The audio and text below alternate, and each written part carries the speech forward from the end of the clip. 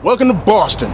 It's Sugar Sean Price, and I'm here at the site of what could go down in history as one of the most dangerous and outlandish matches ever, Scramble Cage Melee. As you can see, they're taking the cage down from the truck now, but let's get a talk with Phil and Marcos, two of the combatants in this match. Done. Marcos, how you doing, guys? Taking the cage down. I see that. You guys are entered in this match. I mean, I know you've been with us for 2 years. What are you thinking about going in a match this dangerous? Look, we're Don and Marcos, and we're rocking like docking. And if you think that we're not willing to put our bodies on the line to get off Ring Crew, you got another thing coming. In fact, we have no fear. Come on, Don. What the hell are they doing? What are you guys doing? Get down from there. You insane? Guys, stop. Come on. Jack Evans, Altar Boy Luke, the Outcast Killers, Moppin Whitmer, Logan DeVito. Tonight, we're gonna outfly everybody. And in Boston, we're not gonna take it anymore. Jimmy Reyes. Good to have you back. How was the trip to Ghana, at my palace? Great. Did the girls treat you right? Did they rub you down in oils and soaps? Yes. And are you ready for action tonight? Oh, I'm ready for it. I got the rave clash. It's gonna be great. Nah.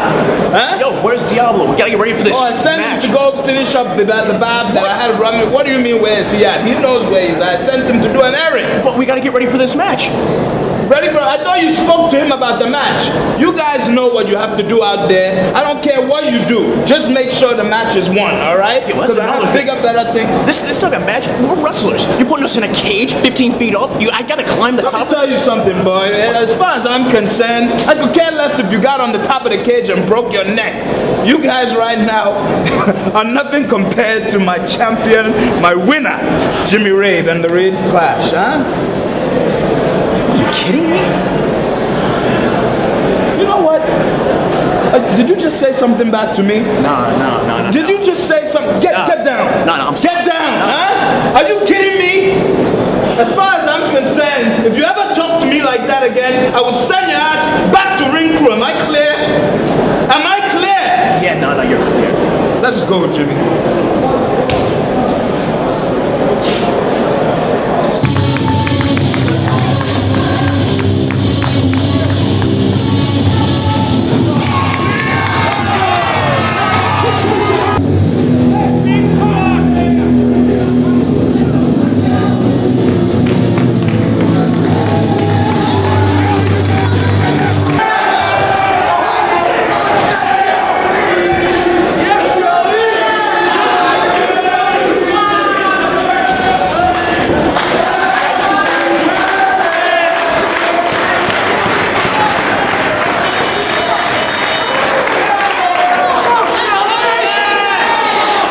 Is August 28th, 2004.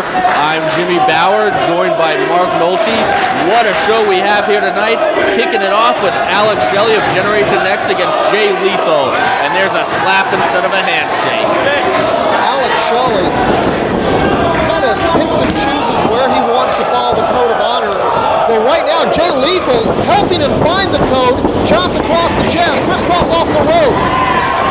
Hard shot by Lethal, running back elbow by Lethal, and a flying leg lariat by Lethal into the arm drag and locks up the arm. Beautifully done in the early going by Jay Lethal. He wants that win against Alex Shelley. He needs that win against Alex Shelley. And look at Shelley grabbing the ear to pull Lethal back to the corner. Shelley, of course, is a contender for every championship in ROH. Clothesline across the back of the knee by Shelley. Shelley, the self-proclaimed talent on loan from God, contender for every title in ROH, including the Pure Wrestling title. Shelley, because he talks so much, really is on the spot in every match he takes to try to back up the chatter. Now he's going to flip Lethal over the ropes, catches Lethal, catapults him across the top rope. And let's see if Shelley can follow up. He's looking at Lethal. And he soars, but nobody's home. Alex Shelley telegraphed that. Lethal's looking for it. Here comes Lethal! right now, Mark, Lethal might have scored big with that tope, but he's going to watch out for Roderick Strong, Austin Aries, and Jack Evans at ringside. Lethal wants to get this one in the ring. And Lethal wisely does just that. As you mentioned, you have Generation Next, the group that Shelley has taken control of, surrounding the ringside area. And as we have seen, Code of Honor notwithstanding, they are not above. Dragon Screw leg whip now by Shelley. Shelley drop kick into the knee. Drop kick across the face by Shelley. Alex Shelley starting to turn it up a little bit. And Generation Next, even if they don't interfere, Jimmy, is always a distraction at ringside. And Code of Honor notwithstanding, they are not above interfering in a match. They will take advantage of any opportunity. They were formed to take all the spots here in ROH, the top spots. And in order to do that, they have to win matches like this. Now, Jay Lethal has an interesting history lately. Of course, a lot of you recognize him as Hydro from Special K. After a talk from ROH World Champion Samoa Joe, Jay Lethal decided to get serious, get off the drugs, do something with his career. And since then, he has looked very impressive, but he has lost twice to Alex Shelley, including the very last show. And then we got a pinning combination. Todd Sinclair with a 2 count. Shelley right back to the leg. But Jay Lethal, he thought that he had the 4-corner survival one on the last show, testing the limits. In fact, he almost beat the legendary 2 Cold Scorpio. But in the end, Alex Shelley gained another pinfall victory over him. Lethal, after the match, challenging Shelley to a singles match. And that's exactly what we're witnessing right here. And keep in mind, Jimmy, on May 22nd, Alex Shelley was so impressed with Jay Lethal, then of course known as Hydro, that he offered Jay Lethal a spot in Generation Next. Hydro turned that down. And as you mentioned, Hydro, now a man on his own. He did not accept the invitation to join Generation Next, didn't want to be part of Alex Shelley's little group, and certainly be subordinate to Alex Shelley, and now he doesn't have Special K to watch his back. He's a man on his own, and there's some growing pains in this. Well, it should also be noted that Generation Next continued to try to recruit Jay Lethal, and finally the last show, August 7th, Alex Shelley gave Lethal the ultimatum to join Generation Next, and Lethal said he'd rather earn things. He doesn't want to take shortcuts anymore. And I tell you what, Mark, I greatly respect that. I do too. Now he's going to drop that knee right across the turnbuckle. And a lot of the fans that have been in the ring know that turnbuckle is a mat covering a metal railing. So imagine getting dropped across a steel grate, and that's what that's going to feel like. In fact, that's the one part of the ring that the canvas is covering that has absolutely no padding at all. That is the most dangerous part of the ring, and Lethal's knee was just draped across it. Alex Shelley, Jimmy, is it just me, or is he especially vicious tonight? Well, he doesn't like being in the opening match. He doesn't like Jay Lethal after Lethal turned down Generation Next, and he definitely has something to prove here.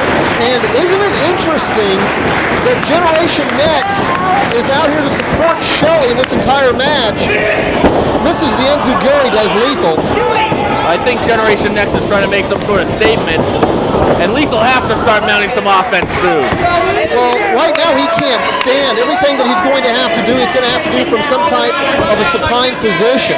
We saw the outside cradle earlier by Lethal, as he's going to have a hard time maintaining any type of a base. And right now he's just going to be setting... Hold on, he's got him down! Oh, that was close, Mark. Notice Shelley brought him to the vertical base there, allowing it. Now Shelley's going to go right into, oh goodness, a half crab grapevine combination. And that right there neutralizes Lethal from being able to really move. He's going to really have to struggle to get to the ropes here. And that's a horrible thing Shelley just, I don't know if you noticed that or not, but Shelley, the ultimate act of humiliation, just blew his nose on Jay Lethal. Absolutely disgusting. You know, I think Shelley is upset that Lethal didn't join. I think he may be trying to send a message to any other wrestler that if you're asked to join Generation Next and you refuse, they may be trying to cripple you. You're 100% right about that.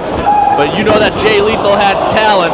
When the ROH World Champion Samoa Joe recognizes it, a man who has held that belt for a year and a half, that's a huge compliment right there. Now let's see if Jay Lethal can do it on his own. Let's see if he can do it without the shortcuts. And he's fighting back right now. He's showing some heart. And look at that, right to the eyes with the bootlace.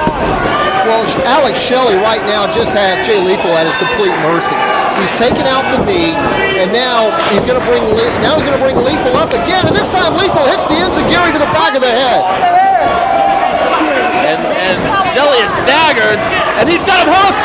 There's that dragon suplex. That's what he almost beat Too Cold Scorpio with. Let's see if he can make the cover. He's trying to inch his way over.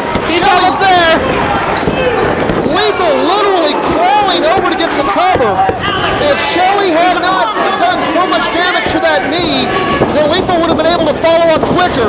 Shelley gonna go behind again. Well, Lethal just got knocked out with that back elbow, but he's up. And that's a knee across the rib cage into a textbook back suplex. Greco-Roman backdrop by Jay Lethal, and he plants him. Now both men are down, but again, it's a huge advantage to have both your legs. And Jay Lethal still is going to have a hard time coming up to any kind of a vertical base. Balance is so critical for a professional wrestler, and right now Jay Lethal has none.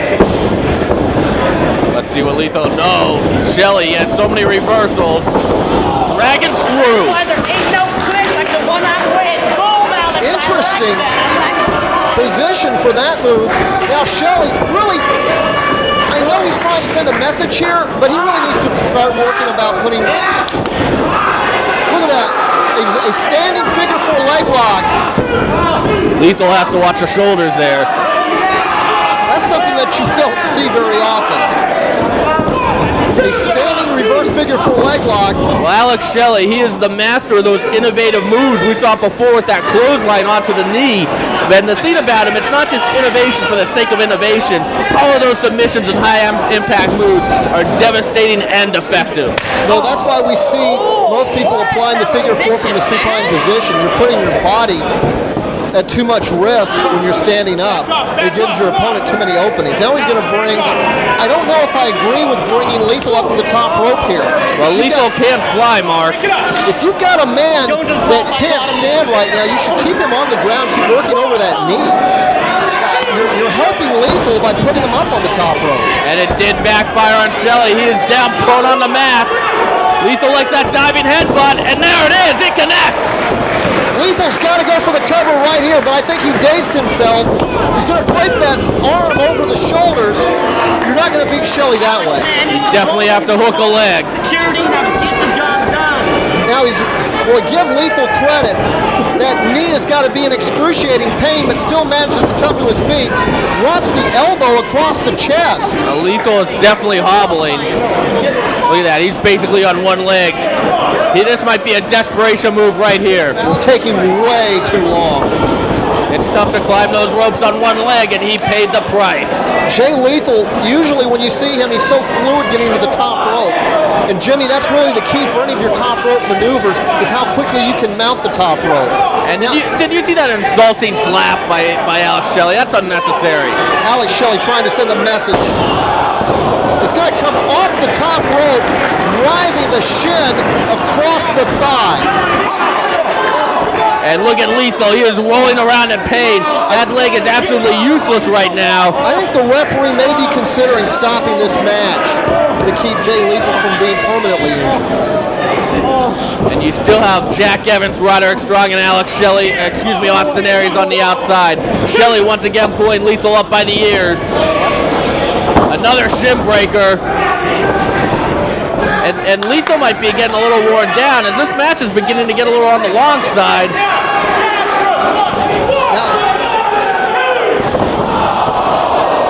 Oh my God, Mark. Just a double stomp in the back of the knee. That might have just snapped the knee. And this could be it right here. Now it looks like he's going to step into the figure four leg lock. He's got it hooked. This is how you tear cartilage. When you hear about athletes having to go under the knife, when you hear athletes getting their ACLs torn out, This is the kind of move that will do that to a wrestler. And that's Lethal's only chance was to reach the ropes. Shelley did have him towards that side of the ring. He needed to get him more towards the center of the ring. I don't think he expected Lethal to even challenge that move. I thought he expected Lethal just to tap out. I think he's a little bit surprised Lethal wants to continue. He was going for another ship breaker there. Lethal though blocked it. Lethal on one leg, trying to power bomb. Oh, Shelley slips through, and he rolls up Lethal. No, now he comes up with the leg and an SDF. I don't know if Lethal's going to get to the ropes here. He's close Scott Sinclair right there to see if Lethal wants to tap. Lethal could also pass out from the pain. A very effective move on the knee, and Lethal does indeed reach the ropes. I'm a little surprised. Jay Lethal's got a great future in professional wrestling. At some point, he needs to be thinking about that future and not just this match. He could be suffering permanent ligament damage. His knee and his leg can never be right. We're going to go for another dragon suplex. Shelley with the block. Shelley with the go behind. Back cradle. Puts the tights and gets him. He had the tights. I can't believe after all that, Alex Shelley needed to pull the tights to defeat Jay Lethal. And Lethal's still going to be a frustrated man as Generation Next continues to climb the card.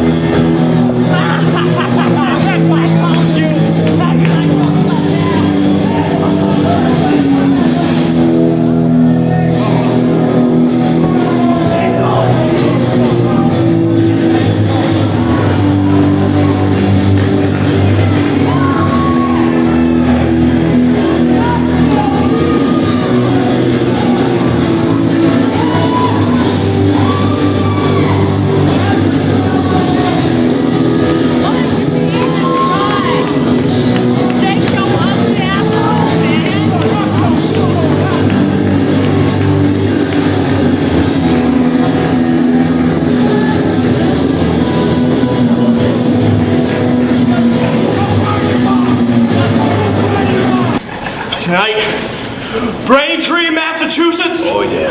The first ever Scramble Cage Melee. Can't have one of these without the Carnage Crew. There's been 2 more Scramble Cages, all right, bro. And nobody knows more about the Scramble Cage than Logan DeVito. Carnage Crew. The violence, like no other, but that's right up our alley. Oh yeah, baby. 10 times the pay for the winner. That's up my alley too, brother. A couple white trash folk like us can use that, right, baby? Hell yeah, bro. You think we're not willing to climb that cage and die to get to the next level, to get that payday? What have we done every night in Ring of Honor? We put our asses on the line. We beat people's asses. Love people up. Tonight, just another day at the office, kid, but it's a little bit more dangerous. 12 sons of bitches in that cage, but none of them willing to die like Logan DeVito. No way, brother. Well, I'll tell you what. Tonight, you will see blood. You will see violence. Every night, baby. You will see a little bit of high flying, because I guess that's what this match is about. That's what it's about. It's the only way to But to us, it's about the money and about kicking everybody's ass. Come on, baby. We'll get him tonight. Love this cage.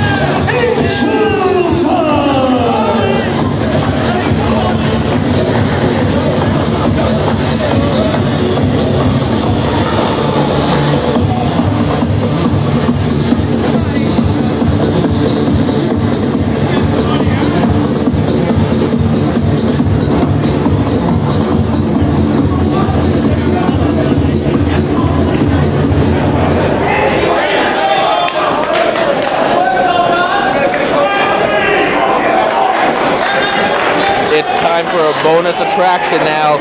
We have Angel Dust, a Special K against the returning Jimmy Rave, the man that Prince Nana says has mastered the Rave Clash. I think I've seen that move somewhere before though, Mark Nolte. No points for originality for Jimmy Rave. So Jimmy Rave is on Special K, of course, not adhering to the code of honor. They have been getting more serious lately. They haven't been messing around with the drugs before their matches. They want to break that losing streak, but they're still not respecting the code of honor. Of course, on the outside for Special K there, you have Cloudy, Cheech, I can't quite see who else, and on the outside, Dopey. on the outside of the embassy, you got the Outcast Killers and Prince Nana. And we're underway. Real quick though, Mark, I hate to take attention away from this match, but I do have to report some news. Nice roll through by Jimmy Rave though, going right into the cross space early in this one. This could be over in a hurry. And Angel Dust reaches the ropes. Now, as you saw on the last show, there was that riot-like fight, totally raging out of control after the Briscoes versus Loki and Homicide match. It raged out of control all through intermission, ended up in the parking lot, and as a result, fines have been administered. Now, the wrestlers are given a choice. They were given a large fine, or they could take a suspension. Loki decided to take the suspension, saying that he's not going to give ROH any money. Julius Smokes and Homicide showed up with cash money and paid both of their fines. The Briscoes, Jay and Mark, they didn't have the money to pay the fines. They were so large, so they are out of action. They are on the suspended list. And Samoa Joe, the world champion, he opted to pay the fine, so he will be in action tonight. He did not want to miss any shows. So that is how that situation was dealt with. So basically, the world champion is working for free tonight. Well, he'll be working for free for tonight and a couple of more shows past that. Well, I think it's a good decision by ROH, if I can comment on that, Jimmy. We want the action to be heated in the ring. We want excitement in the ring. We want it to be intense in the ring. But that's the operative term there is in the ring. And that's where it needs to stay. Anytime you get in a situation where you get among the fans, it's dangerous. Anytime you get out in the parking lot, it's dangerous. I think ROH gives enough opportunities, and holy cow, ask the Second City Saints and Whitmer and Moff if they get enough opportunities to settle a feud. But it's got to be in the ring. And I think it's a great message to send that this will not be tolerated in ROH. On top of that, we expect our athletes to compete at a level of professionalism. And what we saw the last show at Testing the Limit was unprofessional. There's no other way to describe it, and that is why the fines were administered. And look at that by Angel Dust. Beautiful double stomp to the head of Jimmy Rave. There's something in Angel Dust's eyes tonight that I haven't seen in a while. Well, number one, pupils, and number two, intensity. Special K is desperate to end that losing streak. They've been on it since March 13th at our best when they lost the Scramble cage match to the Carnage Crew. And right now, Angel Dust is taking it to the centerpiece of the embassy, Jimmy Rave. I don't know what Jimmy Rave expected tonight. I don't think he expected an opponent as focused and as intense as Angel Dust is. And Rave is up and over. This would definitely be an upset on our hands right here. Let me ask you this. When's the last time you saw Jimmy Rave get out-quicked in the ring? And right now, that's what Angel Dust is doing. He's taking the match to Jimmy Rave, and he's quicker than Jimmy Rave, but I think he just injured himself. And Jimmy Rave is in pain. Omar Tortuga telling him to get it together. And Angel Dust just scored a 2 count right there. And that could have been a 3. I really think he hurt his shin there on that last move, and it kept him from getting over for that cover as quickly as he wanted to. Now the quickness of Jimmy Rave on display. And he nails that suplex right there. And there's that cockiness of Jimmy Rave. Prince Nana actually told me before the show, and a climbing Shining Wizard there, wow. And Jimmy Rave is really feeling his stride right there. Look at that. Well, Jimmy Rave, one of the quickest athletes in all of professional wrestling. And I think he felt a little bit showed up because he was getting beat to the punch earlier in this match by Angel Dust. We are definitely seeing a newfound confidence in Jimmy Rave too. As I was saying before, Prince Nana told me that the reason he didn't see Jimmy Rave on the last show is because he was at one of his palaces in West Ghana. He was living the life of luxury there. Prince Nana was instilling that confidence in Jimmy Rave Rave, showing him the kind of lifestyle he can lead, and now we're seeing that confidence in the ring and some aggressiveness right there with those fists. You ever been to Prince Nana's Palace? No, I can't say that I have. I've never been invited. Jimmy Rave with a diving leg drop hooks the far leg. I heard that Jimmy Rave was rubbed down by one of Prince Nana's female servants, one after another there. He was being fed grapes. Twisting suplex as we, thank God, get back to the action. Ref Hansen with just a 2 count. Settle down there, Jimmy. Hey, I want to check out one of Prince Nana's palaces. This is ROH Wrestling, not Cinemax. The funny part, too, is that Oman, Tortuga, and Diablo Santiago, the Outcast Killers, they're wondering when they're going to get their chance to visit the palaces. But so far, Prince Nana has just treated them like their servants, like his own servants. In fact, he put them in Scramble Cage Melee tonight so that they could win it for the embassy. He does not care about their safety. And there goes... Look at Angel Dust! Overshoots him! He was going for that springboard blockbuster and he missed. Heads up there by Jimmy Rave, now connected with the powerbomb. Jimmy Rave so incredibly quick. Now the arrogance of Jimmy Rave on display as he's going to let Angel Dust roll to the ring and catch his breath. He's getting consulted. He's consulting with the other members of Special K. I don't think they're going to have any good advice for him. I'm about to say, there's a brain trust. But Jimmy Rave, I'm a little surprised to see him lose his focus, especially when you consider how dangerous Angel Dust was early in this match and how well Angel Dust is wrestling. I think Jimmy Rave figured he'd be in the locker room by now. Angel Dust really giving him a run for his money. Jimmy Rave looks nonchalant here as he's going to drive, or he's going to throw rather, Angel Dust into the railings. Now he's telling the fans to move here. Definitely seen a more aggressive and confident Jimmy Rave here. And there's Prince Nana. He's telling the fans to move. Let's see what Jimmy Rave has in mind here. I don't know, but it's taken him forever to get into it.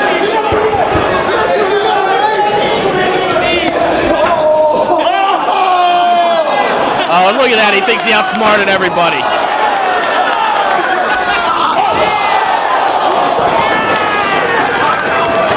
And he sure didn't outsmart Angel Dust.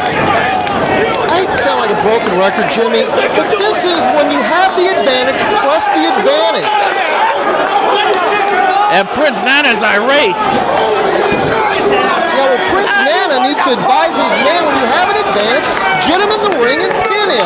Maybe Jimmy Rave got one rub down too many at the palace. Well, right now he's getting rubbed down, that's for sure. A more serious Angel Dust now, taking it to Jimmy Rave. We could have an upset on our hands right here in Boston. When's the last time you saw Angel Dust wrestle this well? Well, that's what happens when you get clean. Angel Dust was the one that was power-driven off the top of that scramble cage through 2 tables. You better believe he's never going to forget that. And there's another of those double foot stomps right to the back of the head of Jimmy Rave. Angel Dust, again, having problems with that right knee and shin. And that's the second time he's hit that move, and that's the second time he's jammed his own shin. Can Special K get back on the winning streak? Well, it'd be a streak of 1, but yeah, can he win this match? And look at that! What a flurry of knees and kicks! Sitting drop kick into the supine position by Angel Dust, but Angel Dust has got to be quicker making these covers, Jim. And this Boston crowd is behind the Special K member! Oh, just a 2 count by Ref Hansen. I don't think this is just getting behind the underdog either, Jimmy. I think they're appreciating how well Angel Dust is wrestling here, and they're showing him the respect for the effort. I'm appreciating it myself, and he stopped with that super kick. Line charges against Jimmy Rave are just such a bad idea. He's so incredibly quick.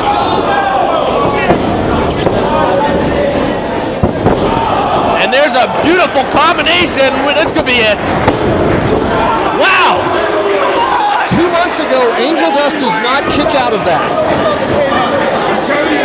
And look at the frustration on the face of Jimmy Rave. Jimmy Rave really took control from the middle part of the match. Took way too long on the outside of the ring, But the midpoint of that match on has been Jimmy Ray still has not been able to put Angel Dust away. I think he's calling for it here. All right, look at that. Angel Dust blocks it with a knee to the head.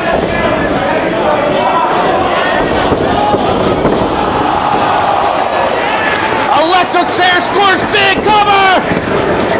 Oh, I thought we just had the upset. What's Prince Nana doing on the mic?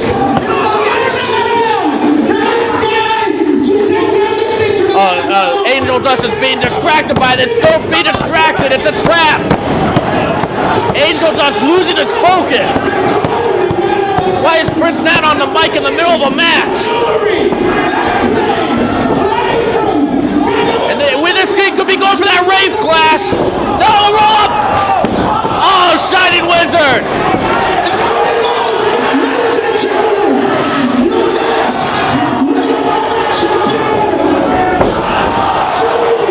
And there's the rave clash. How original. Jimmy Rave, he was a student of AJ Styles. He was the protege of AJ Styles. And now he has stolen AJ Styles' move. And not only that, but he claims that he invented it. Jimmy Rave, though, posts a big victory here for the Embassy.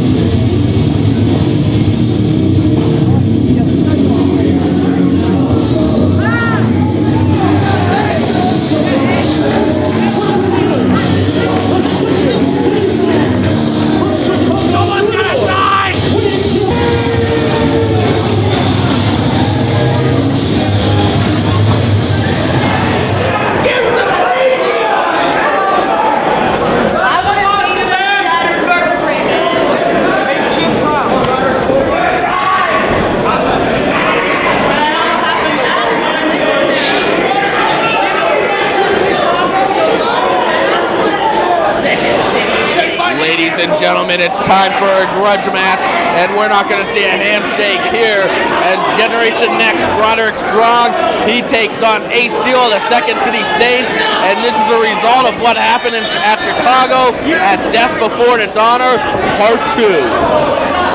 One of the greatest matches I think I've ever seen, and Jimmy, you know me, I'm not a fan of hardcore wrestling, and I've never tried to hide that fact, but I've got to give a lot of credit to Ripper and Moth in that Chicago street fight against Ace Steel, who we're seeing in the ring right now in the blue tights, and his partner, of course, CM Punk.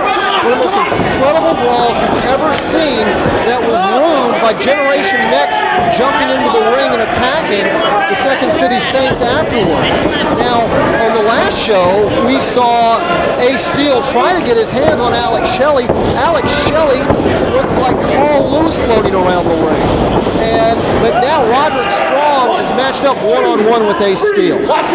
This is going to be Ace Steel's first chance to really get some revenge, and it's against the hardest hitter of Generation Next. You made mention of that Chicago street fight. Absolutely unbelievable. Who will ever forget the barbed wire, the fans throwing their chairs into the ring? As there you see Jack Evans at ringside. And it should be noted that Jack Evans is there along with Alex Shelley and Austin Aries, whereas CM Punk and Cole Cabana, the Second City Saints, still in the locker room. I went off on a little tangent there though, Mark, but as I was saying, that Chicago street fight, absolutely unbelievable. the Second City Saints winning the feud over Dan Moff and BJ Whitmer in that bloody battle, and afterwards the victory celebration was ruined. Generation Next jumping the Second City Saints. Ricky the Dragon Steamboat trying to make the save, only to get tied to the ropes, and he watched the attack. And now it's time for the Second City Saints to get some revenge. Well, and this is one of the things that makes Ring of Honor so special, is when there are feuds that need to be settled, Ring of Honor puts people in a position to settle the feud. The Chicago street fight that you mentioned, I don't have a vote for match of the year like you do, Jimmy, but if I did, that'd be real high up there. Right now, Ace Steel working over the self-proclaimed Messiah, the backbreaker, Roderick Strong. And Ace Steel, the Second City Saints, want Generation Next. For all their mouth, Generation Next seems to be at their best when they have the odds on their side. And I don't think you were off on a tangent earlier. I think anytime Generation Next is involved, I think you do need to do a head count at ringside. And you did mention the hardcore action. And by the way, Mark, I will talk to people about getting you a vote for match of the year. But we talk about hardcore action. Mick Foley, the hardcore icon, is on his way to Ring of Honor on September 11th, the very next show, Glory by Honor 3. And Generation Next has said that they will make their reputation at Foley's expense. So that'll definitely be something to keep an eye on at Glory by Honor 3. I had a chance to have dinner with Mick Foley in Fayetteville, North Carolina a few weeks back. And Mick is so excited about Ring of Honor, that's all he wanted to talk about at dinner. I can't wait to have him in Ring of Honor. That'll be something else. Who knows what he's going to do. Mick Foley said he's coming to Ring of Honor for a reason, but he's not telling us why. I know he's fired up about it. That's all he wanted to talk about at dinner. And right there you see Roderick Strong goes into the ropes, and he's got his Generation Next cohorts right in his corner, as it looks like Ace Steel going for the arm now. I always wonder the strategy of Generation Next. Some matches, they're out there seconding their teammate, and some matches, they leave their teammate out there on their own. It is really perplexing because it's usually the main event matches, the title matches, that they go it alone. And it's really peculiar because you think it would be the opposite. The lower card matches, they go it alone and they all be out there for the main event matches, but that's just not the case.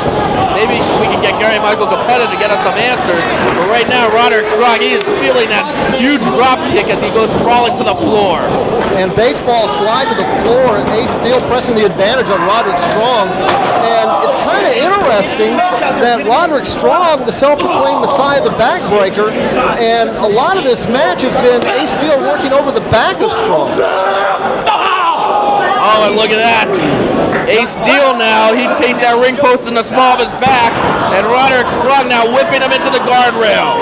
And it is not a coincidence that Strong, as soon as he gets any advantage, and a nice reversal there by Strong, goes right after the back of Ace Steel, setting him up for those backbreaker combinations later. Well, it does look like that arm of Roderick Strong might be giving him a little trouble right now. Ace Steel was working on it, and that could affect him in hitting some of those unique backbreakers. There's a headbutt. We were dealing with two heavy hitters in there. Oh, and what a chop. Oh, he just levels him, chops him down like a tree. Notice something that Roderick Strong does right there, and I was harping about this in the two matches earlier.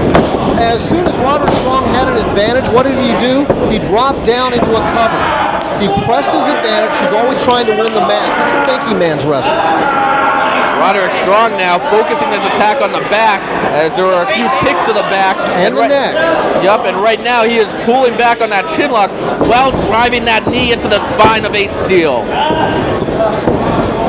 Roderick Strong, very traditionally trained, will go after that body part, and of course, and look at that, we already see where the punishment on the back pays off. Ace Steel can't keep the balance on the body slam attempt. And notice he came up clutching that lower back. Roderick Strong, does anybody chop harder? Samoa Joe. As right now, that was a rhetorical question mark, but that's another topic. As right now, Roderick Strong hanging upside down, almost a trio rope position. And look at it, he's putting all the pressure on that steel railing against the back of Ace Steel. And this is where Strong and the Generation Next is so dangerous. They've got Steele on the floor. If the referee would come to Strong, that would leave him isolated for the other members of Generation Next. Right now, CM Punk is preparing for perhaps the biggest three-way in ROH history, and Colt Cabana is preparing for his match later on tonight against Austin Aries. That's why you don't see them at ringside. Meanwhile, Jack Evans, he's in Scramble Cage, perhaps the most dangerous match ever tonight, and Alex Shelley's already had a match, and Austin Aries has a Cabana match later, and they are still in the corner of Roderick Strong. And there's one of those backbreakers. Look at the intensity that Roderick Strong has shown this whole match. You've seen no showboating. You've seen no posing. And Roderick Strong has been the most businesslike wrestler in the ring so far tonight. And there's a big kick to the back. Real quick, Mark Nolte, I've just been told by Artie, our producer, in my earpiece, I have to read over the new Code of Honor real quick. It's made up of 3 laws of honor. They are respect the officials, shake hands with your opponent before and after the match, and keep the playing field fair and level. That means no outside interference, no using any foreign objects, nothing like that. Those with respect and honor follow the Code of Honor and the laws of honor, and those without, they just ignore it. They measure what kind of character you have. Well, Roderick Strong, a lot more interested in wins and losses than he is people making judgments of his character. And Roderick Strong, not known as much of a high flyer, gets a lot of elevation on that elbow. And now he's just toying with Ace Steel. And Ace Steel is a very dangerous man. He proved that in the Chicago street fight. And all that did was fire him up. Ace Steel now getting an adrenaline rush. And we had a chop fest. It's into a forearm fest now.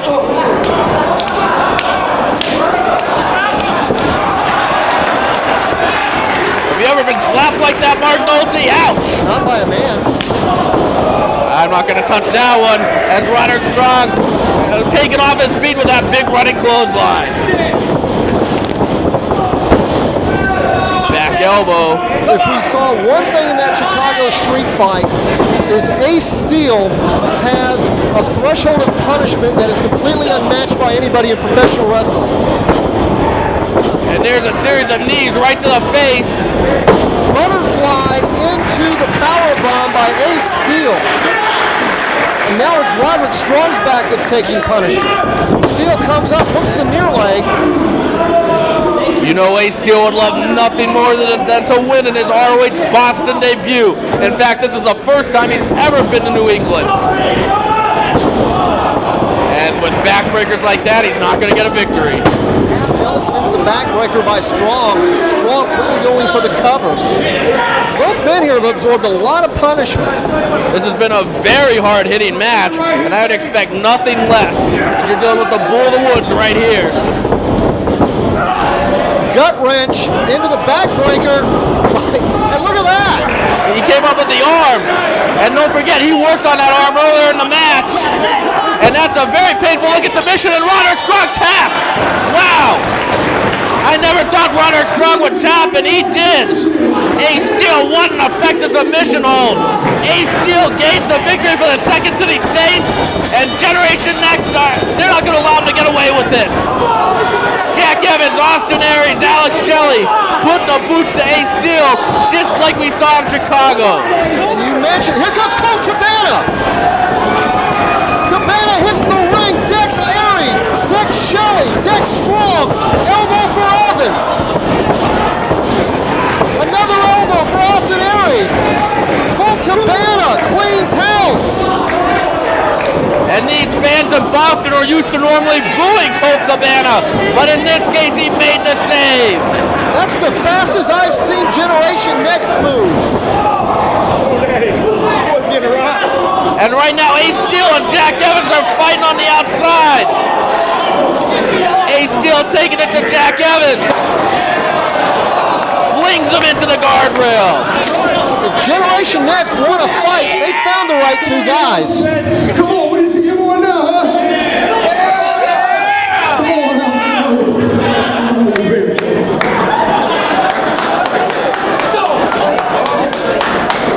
And look at Jack Evans, his arm is covered in blood.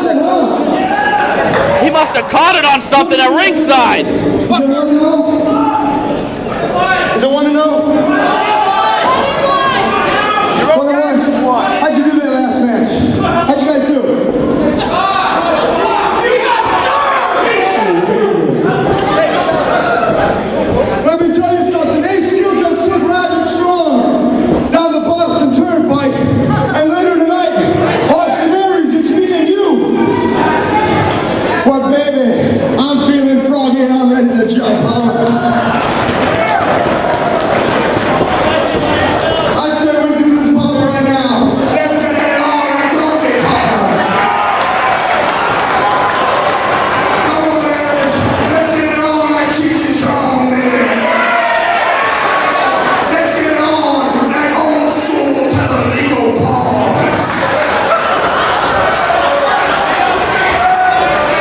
I think Colt Cabana doesn't want to wait. What you say next coming? Generation Next.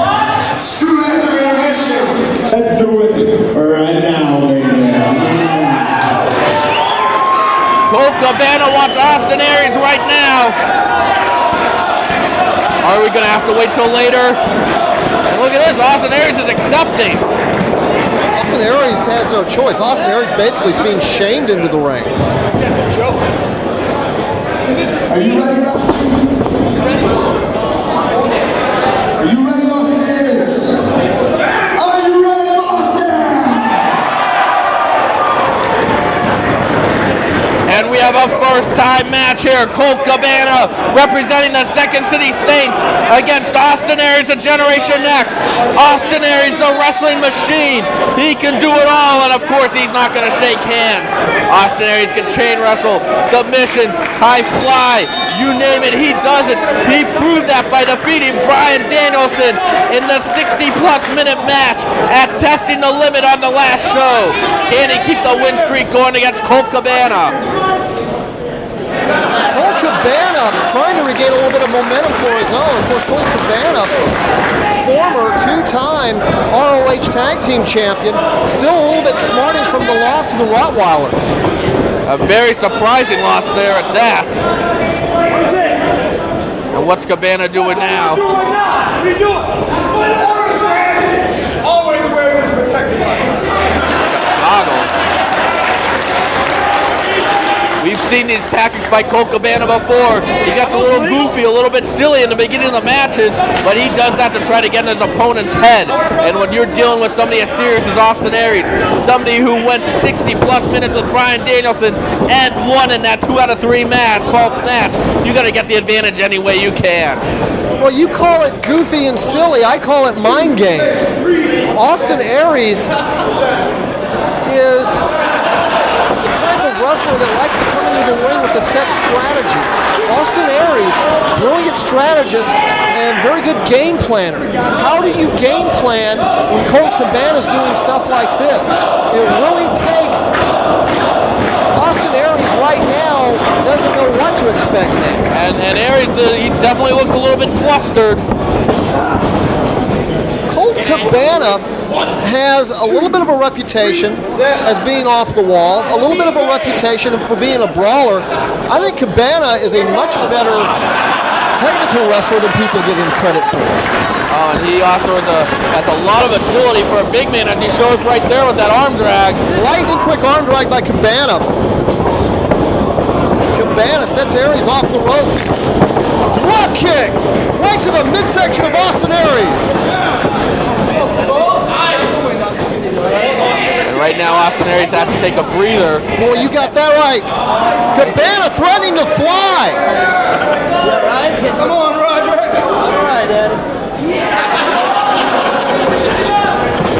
More off-the-wall tactics from Colt Cabana there.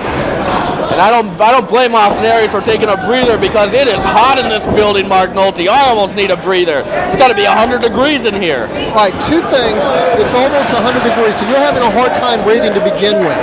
Now, imagine a 250-pound man kicks you directly in the stomach with both feet. Can you imagine how hard it is to get your breath? Aries, a little payback, goes to the breadbasket. It should also be noted that this is Austin Aries' debut in the Boston area. In fact, this is Generation Next as a group, their debuts in the Boston area. Although Alex Shelley, look at there, a fake out by Cabana. Aries tried to stop himself in midair and got crotched as a result. The big man takes to the top rope. Cabana, a lot more adept from those top ropes than you might imagine. Now, Greco-Roman knuckle lock while mounting the top rope. Comes off into the double arm drag. Arm drag. Single leg pickup. And goes into the spinning toe hold. And he just tied up the hands of Austin Aries with his own body. Wow, that's very unique. Cabana's a lot better wrestler than people imagine. When I talk about being a wrestler, I'm talking about being a mat wrestler and a technical wrestler. Well, you can't get fooled by the goofiness. Colt Cabana is a guy that can do it all, and he must be taking some lessons from Ricky the Dragon Steamboat on those arm drags. Absolutely beautiful. And now we have another back and forth. Standing switch by Cabana. Now Cabana hooks both legs. Roll up position. Now Cabana once again snapmares. Aries comes off the ropes. Sets for the drop kick. This time feints it. Another pinning combination. Colt Cabana, the master of the pinning combination, gets a 2 count. Comes off with a headlock. Side headlock. Notice the way he grinds that forearm into the side of the face. That's, again, cuts off the win. You know, we have talked about the goofiness of Colt Cabana, Mark Nolte, and it should be noted that he told me tonight, after the show, he has the funniest good times, great memories ever with the biggest surprise guest of all time in the history of his talk show. I can't wait to see that. Is it going to be midgets? You never know with Colt Cabana. I like it when he has the midgets on. And he scores a 2 count with that Iceman King Carson style butt. Now Cabana, who's been taking a lot out of Dusty Rhodes' repertoire.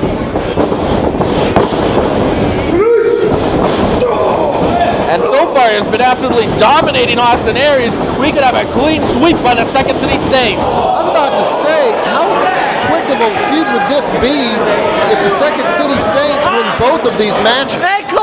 Unfortunately, Colt Cabana stopped a little short there. And Austin Aries with a high knee to the shoulder area.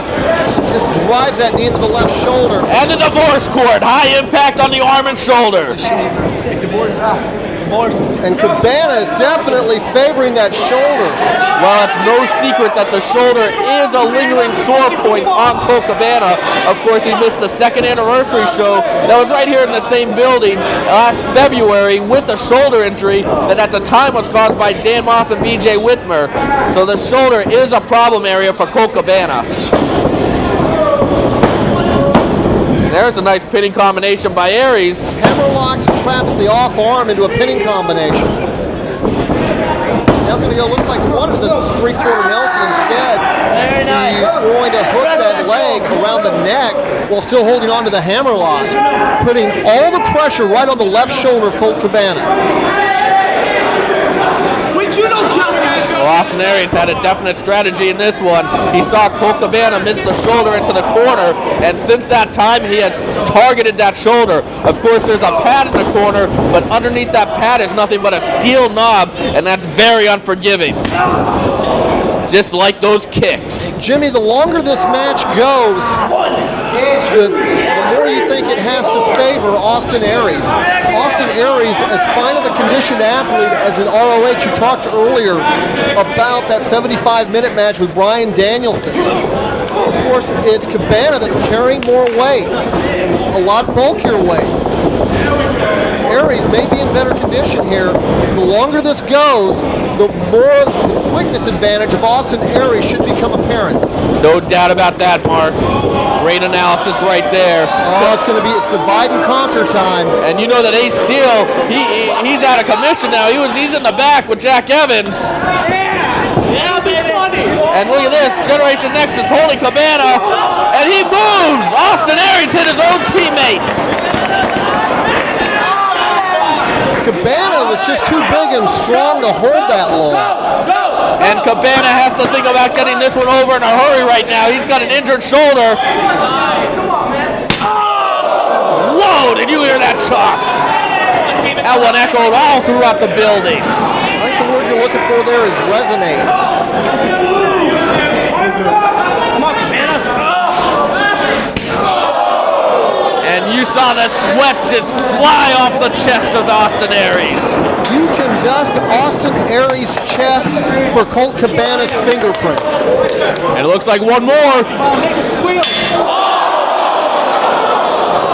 Oh! That hurt me. Major mistake by Colt Cabana. And there's Aries with that shoulder into the ring post. Oh! Aries now relentless, just driving that head into that steel ring post. We saw what that did to Hacksaw Jim Duggan in the Mid-South area. One Man Gang will tell you about that on a straight shooting series. And Cabana then just going head first into that steel right there. That's just a piece of steel that the logo's on.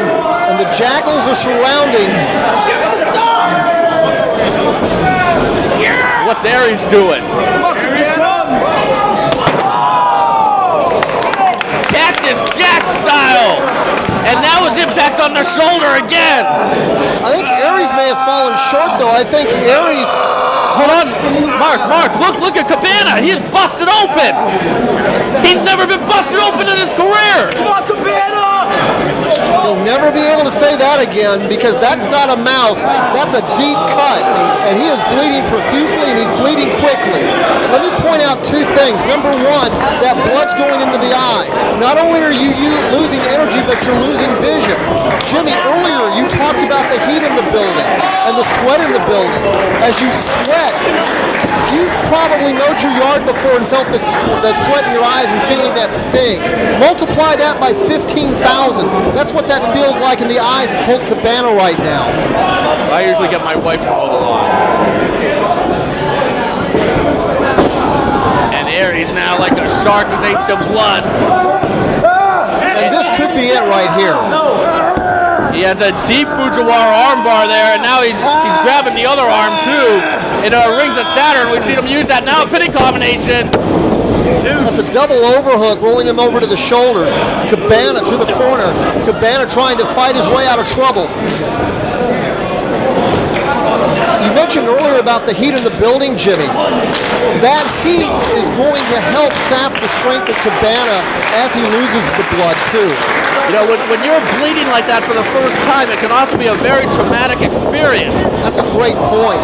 There is a tendency to panic when you see that much blood. Cabana trying to back elbow, but I think he hurt himself more in the process. Now Aries is just measuring Cabana. He is just pummeling that shoulder. And there's a simple choke. Very unsportsmanlike. Right now, I'm not sure Cabana knows where he is. Oh, that blood is just continuing to flow. Well, this is the first time Cabana's ever been busted open. I think this is going to be the first time he's ever had stitches. But that is a deep cut. And look at that outside interference from Generation Next. Totally unnecessary. And Cabana can't see. Oh, this is just embarrassing. He rolled up the referee. He doesn't even know where he is. He can't even see. He thinks he won. You're just seeing shapes and shadows now if you're Colt Cabana. And he gets decapitated with a clothesline. Recovered by Aries. That was just almost sad to see, Mark Nolte.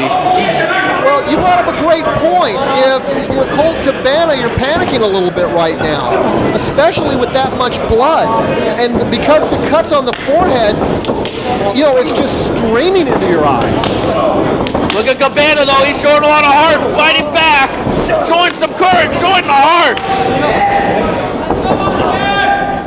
One thing about Colt Cabana, he is not scared of hardcore battles. We saw it against Moffin Whitmer. And now he's whipping Austin Aries in.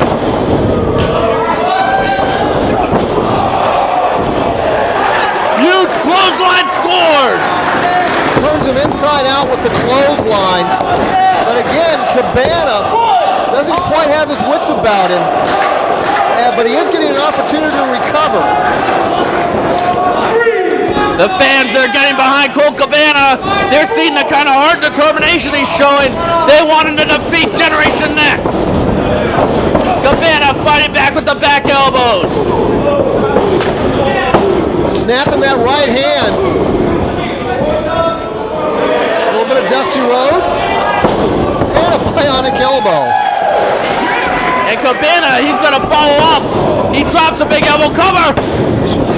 Didn't hook the leg, nothing. You're not going to get Austin Aries like that. Cabana has to win this match in the next 60 seconds if he's going to win it. He's still losing too much energy and too much blood. Wow, neck right across the knee and drops another elbow. A not be cover, although he did hook the leg, but once again, only a 2 count by Paul Turner. Again, this is what happens when you're losing blood and you don't have perfect vision.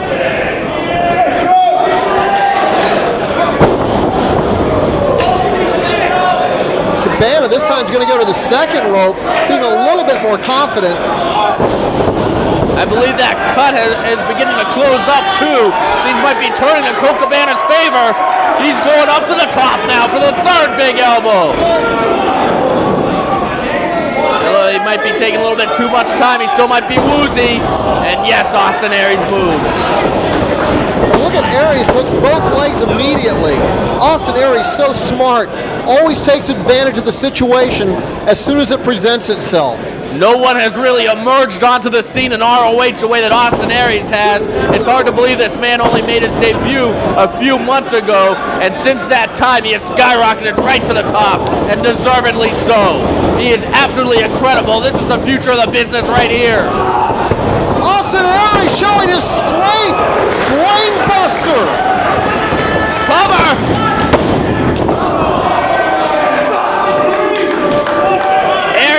Frustrated, and I don't blame him. I can't believe Colt Cabana kicked out.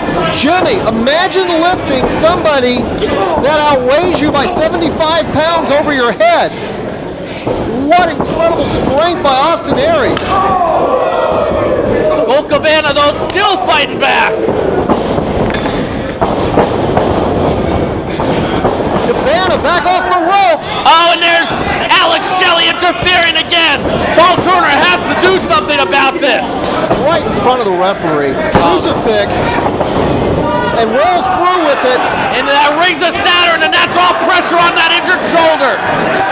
Cabana has suffered blood loss for the first time in his career, and now Aries is tearing at that shoulder. And he's made people tap to this move. Austin Aries has the talent to be an ROH World Champion. Can Colt Cabana survive this? Cabana trying to hang on, and look at Austin Aries just wrenching that in. He's going to dislocate that shoulder. And Cabana's not tapping though. No, he passed out. He had to. He passed out. Paul Turner smartly ending this match. Colt Cabana has passed out, could not survive the pain and the blood loss. And he would have been inhuman to do that. Look at Alex Shelley. Alex Shelley has slipped a chair into the ring. Well, what are they doing? I guess having him unconscious and dislocating his shoulder isn't enough. They're going to try to break the arm. Is this how they plan on taking the spots of the Second City Saints? By maiming them? They want to be known as the top faction. Colt Cabana completely defenseless, unconscious in the middle of the ring.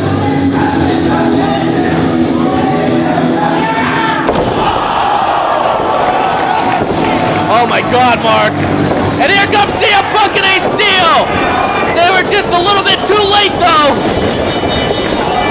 And they're cleaning out the Generation Next. But how bad is Colt Cabana injured? Is this what Generation Next calls taking all the spots? I'm absolutely disgusted.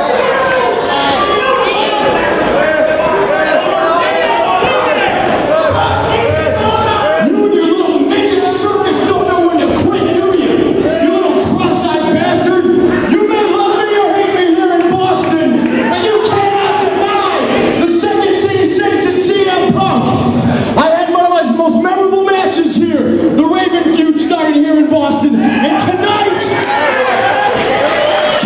this may be the most important ring of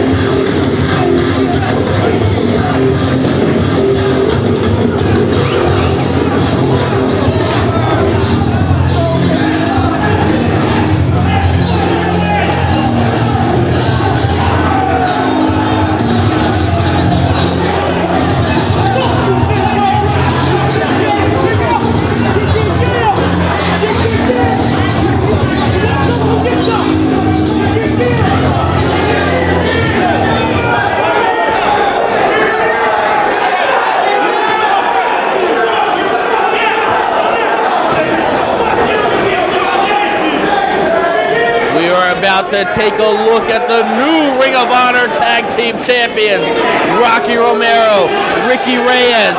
They are part of the Rottweilers, and they are managed by a man who is a lot lighter in the pockets these days, Julius Smokes. And they will be taking on Special K of Izzy and Dixie. In fact, Izzy and Dixie are former tag team champions. And look at this, they're offering a handshake. Special K's offering a handshake? They must be getting more serious. The Rottweilers, though, they have no respect for anything. Homicide Loki, of course, the other two members of the Rottweilers, and they're not going to be shaking anyone's hands. At ringside, for Special K, you have the cute as always Becky, and Izzy's new girlfriend, Lacey. Oh, great. That's exactly what Special K needs to keep them focused. More women's at ringside. Let's talk a little bit about the dynamics of this title match. First of all, you've got Moth and Whipper, who a lot of people think really are the #1 contenders for the ROH Tag Team Championship. They would love to be having a title shot tonight, but instead they're going to be in the cage melee. Well, they actually petitioned to have this tag title shot tonight, and Allison Danger, who still owns their contracts, said, no way, they're going to be in Scramble Cage melee tonight because I want to see them get killed. So that's a whole nother another situation, and I do have to admit that Izzy and Dixie are probably the third choice right now for tonight, because Dan Moff and BJ Whitmore were number 2, but number 1 was Jay and Mark Briscoe, and of course they're not here tonight because they did not pay the fine. They could not afford to as a result of what happened in that riot. As there you see Lacey, and she's pretty hot, maybe a little too young looking though. You gotta stay away from those young girls, Mark. They'll get you in trouble. Well, that sounds like the voice of experience speaking. But if we can get back to the match, let's talk a little bit about this dynamic here. You've got Reyes and Romero making their first defense of that ROH Tag Team Championship. Nice running into Guri and a flipping drop kick. That moonsault drop kick by Izzy, and he's looking good in the early going to this one. A championship team is going to be the most vulnerable right after they win the belt. They still don't have that rhythm as champion. Holding the belt for a long time. Nice double team move by the Special K. And the cover. Well, Special K is coming into this one focused. Well, Special K is getting a little bit of a gift here. As you mentioned, they were the third choice for this opportunity. But when you get an opportunity like this falls in your laps, a lot of times it energizes you. Now, we've talked a lot about Special K's losing streak. But Dixie and Izzy, they were tag team champions, albeit for 2 weeks. So no matter how many matches they've lost, they know in their heart that they've won these belts before. And that no matter how many matches they lose, there's a confidence that's going to come with that. Rocky Romero now unloading on Izzy, but a reversal. And Izzy hits another drop kick. And the Rottweilers are frustrated in the early going. And what's Izzy doing now?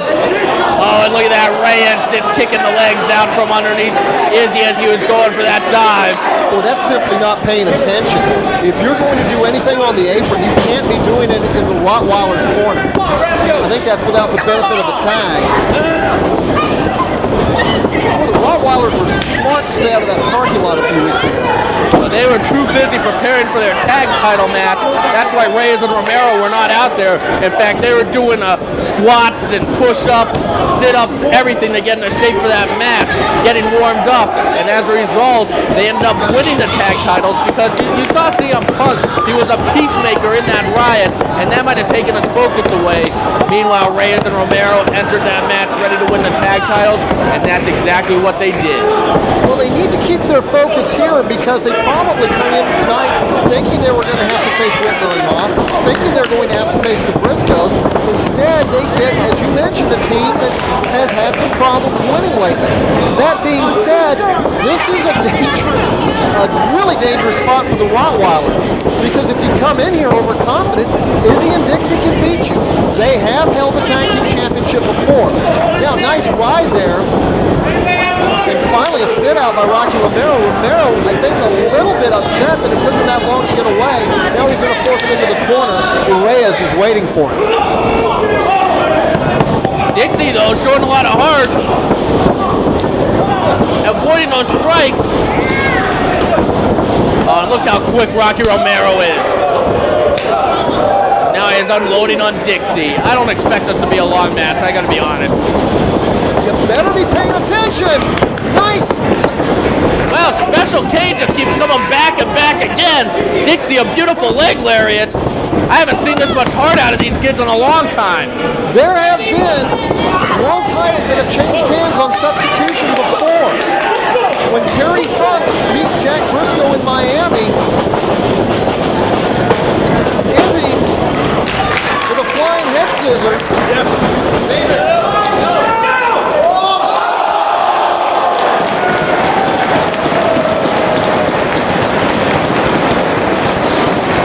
Wow, Special K, put it all on the line right here in Boston.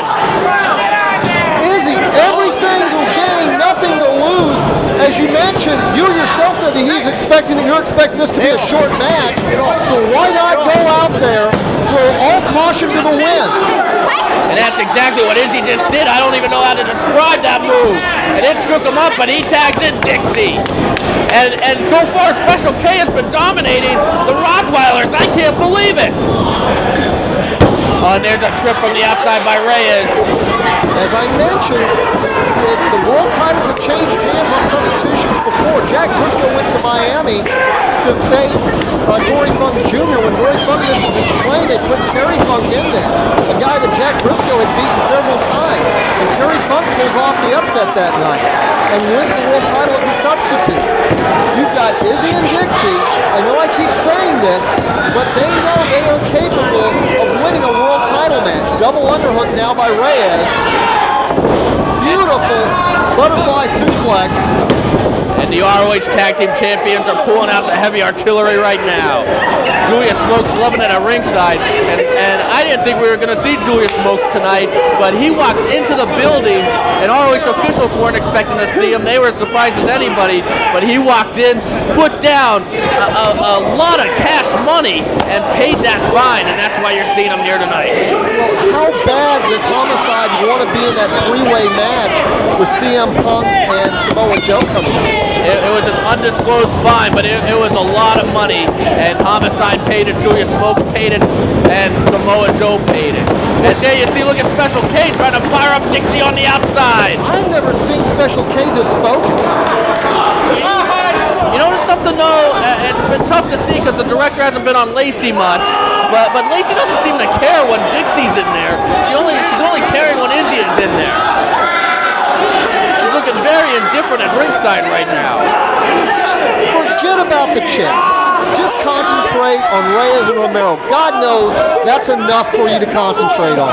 And there's that cocky smile by Romero, and Izzy has seen enough. And look at Reyes. He's all over Izzy. He's going to punish him for breaking up that hold. And boy, what a scowl on the face of Ricky Reyes.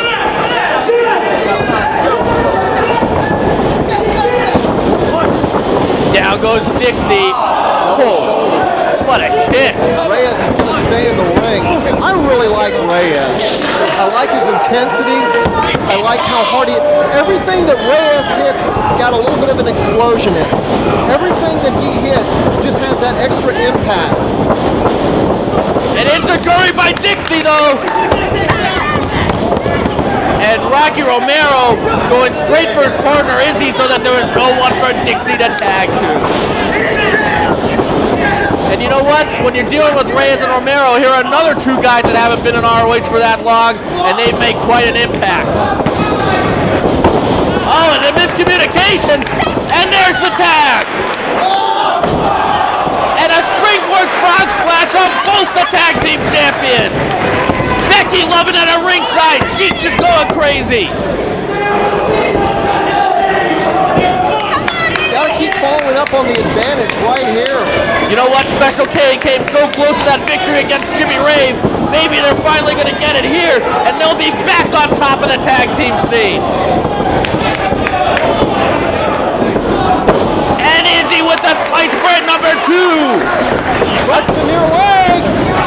Oh. Izzy following up on Reyes. Oklahoma roll. Romero makes the save. And Romero's getting a little frustrated as you see him yelling at Reyes. This one should have been over by now.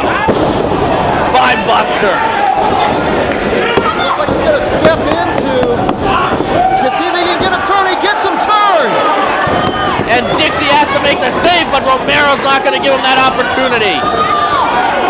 Can Izzy figure out a way to get out of the sharpshooter? Pulls him away from the ropes. Romero and Dixie are locked up. And Dixie now sending Romero to the steel. He's got to save Izzy. Oh, and he does it a big way. And Julius Smokes has a nerve to question the referee, Gary Moore. And look at Izzy with the presence of mind to pull Dixie to the corner where he can make the tag. And there it is. I could feel it, Mark. I think we're going to see an upset tonight. Stranger things have happened. I can sense it. I think we're going to see it. Oh, and over the head, belly to belly. With the release right on the head. But Dixie kicks out. And Romero definitely getting frustrated on the outside. Becky trying to fire up Dixie. Lacey not seeming to care when Dixie is in there. But I'm sensing an upset. Tornado DDT scores! There's the the cover. Romero may have to come in and make this save. Julius Smokes was frantic on the floor. We could be seeing the upset of the year right here. Special K trying to cash the lottery ticket. Una Karada into a pinning combination. Oh, another 2 count by Special K. Now needs to get Izzy into the action, needs to tag in. Perhaps Dixie going for one move too many, and now he's getting into the wrong corner. Oh, kick right to the head. Go behind waistlock. German suplex into the high bridge. Izzy off the rope with a move with outside moonsault. What a save by Izzy. And Dixie might have been knocked out from that kick. He's got to make the tag if he can. Reyes being implored to get to the corner to bring Romero in. And yes, here comes a fresh Romero. He's going airborne. And he gets caught with a drop kick. It's Special K's night. Dixie plants him. Can he tag Izzy? Three-quarter Nelson suplex, hooks the back leg. Oh. Again, you've got to tag Izzy in. The teamwork needs to be just a little bit more cohesive here from Special K. But what an incredible effort by Izzy and Dixie. Oh, Romero lighted him up though. Oh, a knee right to the head. Another blow to the head of Dixie. Romero's so athletic. How many of those blows to the head can you take? I know there are definite cobwebs in the head of Dixie right now. Got to bring him to the corner. No real double team moves by the Rottweilers. And there's Izzy on the outside with a knee. Oh, and Romero teaches him a lesson. But's giving Dixie time. And there's Reyes. A roll up. Oh, a 2 count only on that small package. And right now Izzy's on the outside and Dixie's in trouble. It's a 2-on-1 situation. I think Reyes and Romero have this referee intimidated. There's not a lot of tags here from the Rottweilers. Oh, a guillotine knee from the top. And Romero making sure Izzy's not around. And that's it. One blow to the head too many for Dixie. But what an effort for Special K. Who can defeat Ricky Reyes and Rocky Romero, though? Their reign has just begun.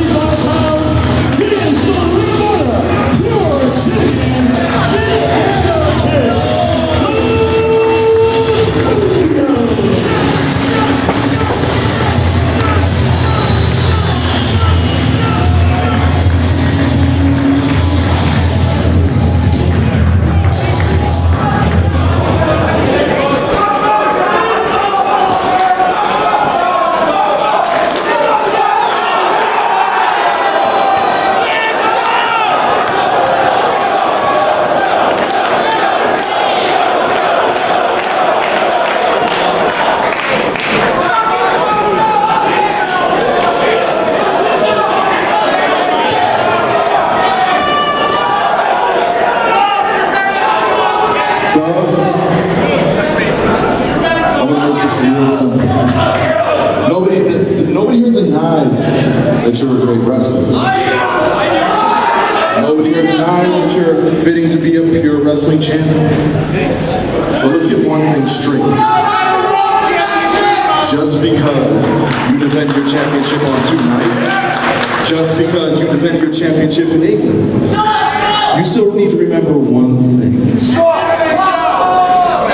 Your pure wrestling title means absolutely nothing next to the world title.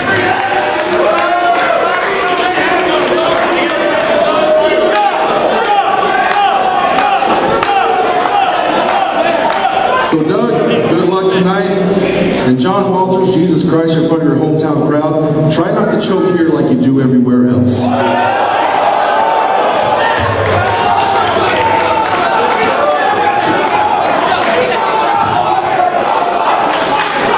Wow, strong words from the world champion Samoa Joe, telling John Walters not to choke, and degrading Doug Williams and the Pure title, saying the Pure title will never be anything next to his world title. But I'll tell you what, Doug Williams has done a heck of a job of raising the prestige of that new belt. He won it July 17th at Reborn Completion. He then defended it on consecutive nights against Alex Shelley and Austin Aries on Death Before Dishonor weekend, and that's taking on the top competition right there. And then he went over to the United Kingdom and defended the belt over there, making it an international title, just like Samoa Joe did with the ROH title when Samoa Joe made it into the ROH world title. Doug Williams, a great job making the Pure title prestigious belt. The newest belt, in fact, in the wrestling industry right now. If I were you, Jimmy, I wouldn't say to Samoa Joe's face that he made it just like Samoa Joe did, made it a world title just like Samoa Joe did. I wouldn't say that to him. I'll be missing a few teeth if I do. Boy, Samoa Joe, strong words not only about the Pure title, which, to give Samoa Joe a little bit of credit here, at least he's consistent. He's been saying that for months. He doesn't agree with the whole concept of the Pure title. Samoa Joe, one of the things that makes him such a great champion is he faces every card like he's the challenger. He is so intent on proving that he is the dominant and the supreme wrestler in ROH. And he's done a heck of a job of that. And right now, Doug Williams and John Walters, the pressure is on John Walters. This is an athlete we've been waiting for him to break through the next level. He's come close. Everyone remembers his final battle 2003 match against Xavier, but he's been frustrated in breaking through to that upper echelon. In fact, he himself has become so frustrated that he has promised, and that's a big word when you promise something, but he has promised to walk out of his hometown of Boston tonight as the Pure champion. Well, on one hand, you would think that John Walters is going to have an advantage here because this is basically his home ring and his home crowd. Whoa! But Doug Williams needs to be conscious of his own shoulders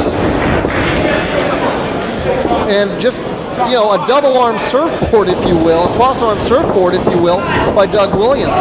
And now, the reversal by John Walters. John Walters going for his own double-arm surfboard, cross-arm surfboard. He reversed the necktie, went to the back of the knee to bring Doug Williams down, and now he's got it. But once again, you got to watch the shoulders. John Walters, he has his parents here tonight, his family, his friends, his hometown fans, all in attendance, and he wants to win the belt for them. Now, Jimmy, you know, at first glance you would think that's a huge advantage, but that also puts an extra amount of pressure on you as well. Doug Williams isn't worried about disappointing his home fans. He's not worried about his mother's watching him lose. And those are the things that can weigh on you sometimes. John Walters has definitely put the pressure on himself. Maybe that's what he needed to break through to the next level, though. I guess we'll find out. But if he loses in front of his family, his friends, after promising a title win right here in his hometown, I mean, you might not ever see him again in ROH. How could you come back and show your face again? Well, Samoa Joe certainly didn't help by dropping that don't choke line on him. Well, we know the history of Boston sports teams, especially the Red Sox. I guess that doesn't apply to the Patriots anymore. Well, really, or the Celtics. I mean, but But when you think Boston sports, you think Red Sox and you think choke, and that pains me to say it because I was a huge Red Sox fan growing up. And right now, though, we have a beautiful Muda lock. Well, both men trying for submissions early, and that's one of the tactics in these pure title matches because, of course, you only get 3 rope breaks. And Doug Williams won the title with the rope break rule. Oh, look at that. Goes into the nose. Hooks the nose. And a back elbow. Williams gets out of it. That is right. It was reborn completion. It came down to Doug Williams against Alex Shelley in that mini tournament. Alex Shelley used up all his rope breaks, and Doug Williams used the ropes to apply an arm submission, a very unique move that you wouldn't see in a normal match. Alex Shelley had nowhere to go and had to tap. So one of the strategies you need to employ in a pure title match is to get your opponent to use his rope breaks. Because if your opponent has used up all his rope breaks, he can no longer use the ropes to break up a pin or submission. And not only that, Doug Williams can use the ropes as a weapon. Yup, you can use those ropes as a weapon. So right now, you want to get your opponent to use up those rope breaks. At the same time, if you are in a submission hold, the recipient of a submission hold, you might want to try to think of another way to get out of the hold. The easy way out is usually getting to the ropes, but a lot of times you might not want to take the easy way out because you might have to save those rope breaks till later. Well, the 3 rope break rule really forces you to wrestle a more offensive match. You can't use the ropes as a defensive tactic. And so far, both men are exchanging submission holds on each other, but no one using any rope breaks. And one common opponent that both these men have had over the last few months is Generation Next. Of course, Doug Williams, winning the match with the title open, wins the match in finals against Alex Shelley, then has a great defense against Austin Aries. And there's that rematch against Alex Shelley, too. That was an excellent match. John Walters has been at odds with Generation Next. In fact, they bloodied John Walters at the Survival of the Fittest show, and John Walters has been looking for revenge since then. As a matter of fact, the night that Generation Next made their debut, it was Alex Shelley making Walters tap in that landmark 8-man tag at the Generation Next show. So somehow Walters manages to win the title here. He can really force the issue with Generation Next, because now he'd be in the driver's seat in determining what the match is, and kind of has a situation where he can kind of keep Generation Next from turning this into a 2-on-1, 3-on-1, 4-on-1. Generation Next, they tried to take John Walters' spot and make their name at his expense, and they have not been successful yet. Although they do have gotten a lot of good hits, they have put John Walters down time and time again. Both Walters and Williams so far earlier in this match, it looks like their number one priority is not to make a mistake. I think both men have a lot of respect for each other. Both men understand how dangerous the other one is as far as being able to come up, big European forearm uppercut by Williams. Both men very dangerous in the fact that they can apply a submission hold from anywhere in the ring, both from an up position or a down position. Drop kick and a beauty by John Walters. That was perfectly executed. Oh, and Walters now the stunner on the leg of Doug Williams. And look at the pain on the face of Doug Williams. The torture device. He has brought prestige to the title. But right now, John Walters is singling his leg and going right for it. Reverse step over toe hold into the high bridge. And that's a lot of pressure on the knee. Williams has got to watch his shoulders here as well as figure out a way to break up that hold. All the pressure on the ankle. Plus the tendons and ligaments in the knee are being stretched right now. That is working over the whole leg of Doug Williams. And the higher that bridge gets, the more pressure that's putting on the ankle. And there you see Doug Williams though going for a cravat almost. No. And he turned it over. That allowed him to turn the hold over on Walters. What a great counter by Doug Williams. That's why he's your pure wrestling champion. I don't disagree with Samoa Joe in public often for obvious reasons. I think the pure wrestling title is a great belt. And I enjoy the competition. And there you see John Walters, instead of taking the easy way out and going to the ropes, he opted to go for those back elbows instead and save the rope break. There's that big European uppercut. Of course, no closed fists in these pure title matches.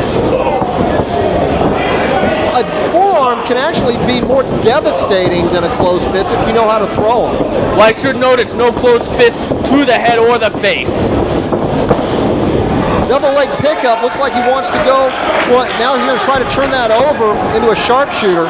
Once again, more pressure on the legs of Doug Williams. And now Williams inching towards the rope. Will he use a rope break here? Trying to push his way out of it. And he had to go to the ropes. Interesting, you look at that giant barrel that Doug Williams calls an upper body. John Walter trying to take the legs out from under it. And Doug Williams was forced to use his first rope break. Crotch hold and a lift by Walters. Now wants to position him. And this is a submission on the leg. He's got that leg blocked and twisting the ankle. Very unique submission there by John Walters. And it's also forcing all the blood to go to Williams' head as well. That is a tough hold to keep on, as that's a lot of weight John Walters had to get up there, but he managed to do his damage with that hold. And now he's going right back to the legs in an Indian deathlock. Doug Williams is already down one rope break. And look, he's swinging those fists, and he can't do that. Todd Sinclair warning Doug Williams, if you do punch your opponent in the face, you will get a warning, and the second time you will lose a rope break, and if you're out of rope breaks, you'll be disqualified, and the Pure title can change hands on a DQ or a countout. And there you see Walters turning it over, and Doug Williams having to use another rope break. What an advantage John Walters has right now. He is up 2 rope breaks to none. Now John Walters can really open up the offense. Come on.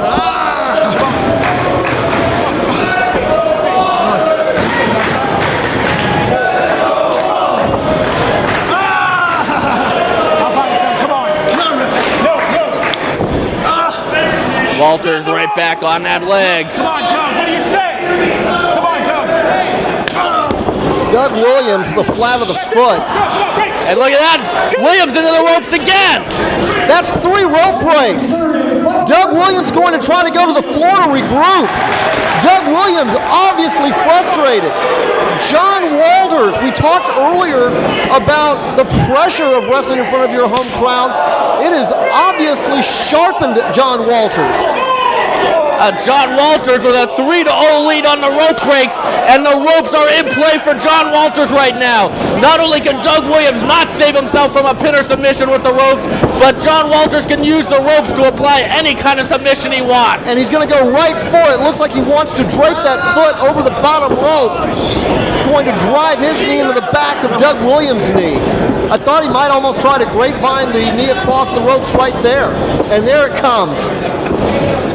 John Walters did make Chad Collier submit at the last stand in a preview of the Pure Wrestling title when it was a 3 rope break rule match.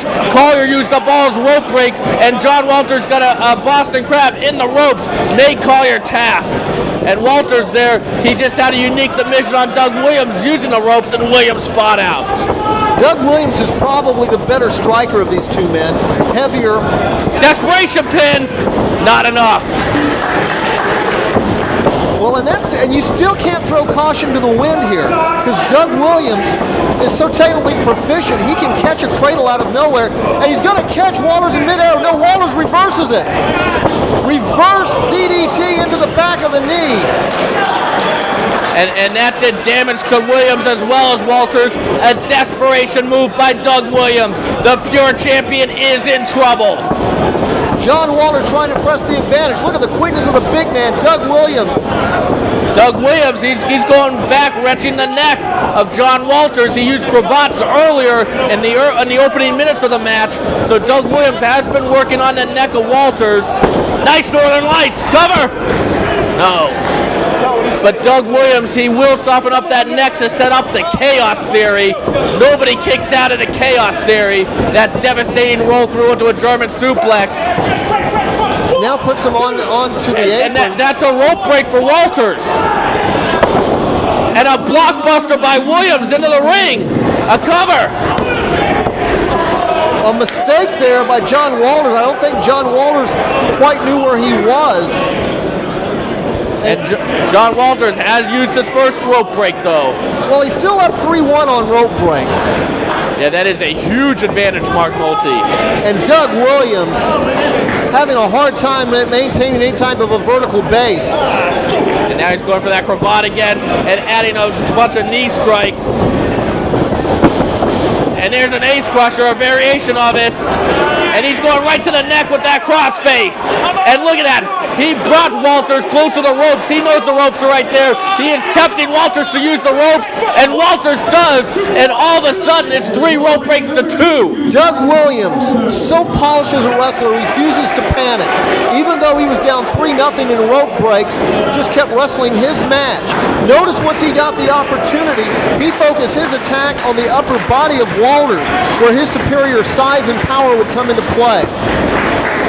And you know what? I'm getting a vibe in this crowd right now. These people have seen it before with the Red Sox. You don't think we're going to see Boston choke again, do you? Well, Grady Little's not in John Walters' corner, so that's going to help a little bit. I still remember 1986 like it was yesterday, sitting in my parents' living room outside of Boston. Now it's heartbreaking. And there's John Walters using rope break number 3. Neither man has any rope breaks left. And this is gonna be it right here. Doug Williams. As there you see the ropes are in play. This submission is perfectly legal. Oh, and a big forearm to the back of the neck, insult to injury. John Walters flailing with those strikes, trying to connect, trying to save himself, and he does. And give Doug Williams credit. Doug Williams never panicked once he was down 3-0 on the rope breaks. When he used that third rope break, he went to the floor, got some composure, and now he went right after Walters' neck, and he caused Walters to use all his rope breaks, and the momentum is definitely back in Doug Williams' favor. You've got a battle for the tempo here. Walters wants to wrestle this match on the ground and where he can go after Doug Williams' legs. Williams, the stronger man, the better striker, wants to stand up and use Oklahoma side roll. Walters kicks out at 2. Boy, this crowd is just almost deflated. It's almost like they know what's going to happen. Reverse waistlock by Williams. Now runs into the boot of Walters. Walters comes up. Oh, a dragon! Suplex, he's got him! Walters manages to roll the shoulder. You notice, though, Doug Williams was not able to plant both feet because that one leg is bothering him too much. The crowd trying to rally Walters. Williams almost taunting the crowd here a little bit. Let's see if Doug Williams can follow up. That neck has to be screaming in pain on John Walters. And there's that high knee. I don't know if that's what Doug Williams wants to go for. Scores with that suplex. He's trying to get some blood circulating into the leg. Now Doug Williams, this is not his forte coming up to the top rope. John Walters catches him with a drop kick all the way to the up on the top rope. Maybe Boston won't be heartbroken again. Huna Karada, no, Williams holds on. No, a roll through by John Walters. Small package by Williams.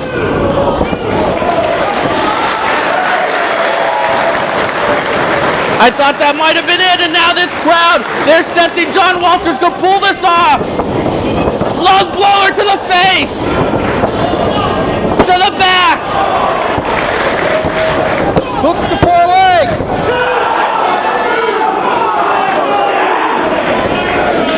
Oh, and this crowd thought that was it.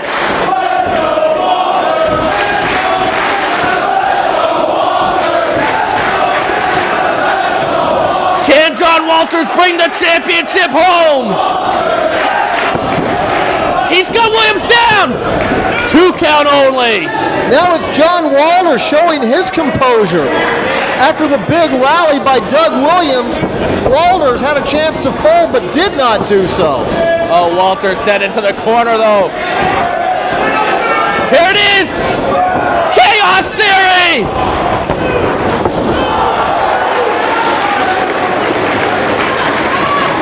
Once again, Doug Williams unable to plant both legs. The leg bothering him too much, and that allowed John Walters to kick out of the Chaos Theory. John Walters just did the impossible. Doug Williams, did you see the look on his face? And look at Walters going right to the knee. The knee obviously bothering Doug Williams. Double leg pickup. Catapults him over the top rope. Williams trying to skin the cat. Walters there waiting for him. Walters is going to hook the leg. This is legal. All the rope breaks are used. He's got the leg submission on. We have a new champion.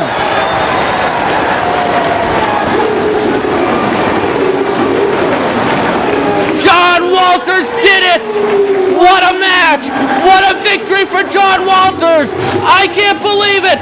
We have a new pure champion! John Walters might be busted open in the nose! His neck might be screaming in pain! But you know he's never felt better in his life!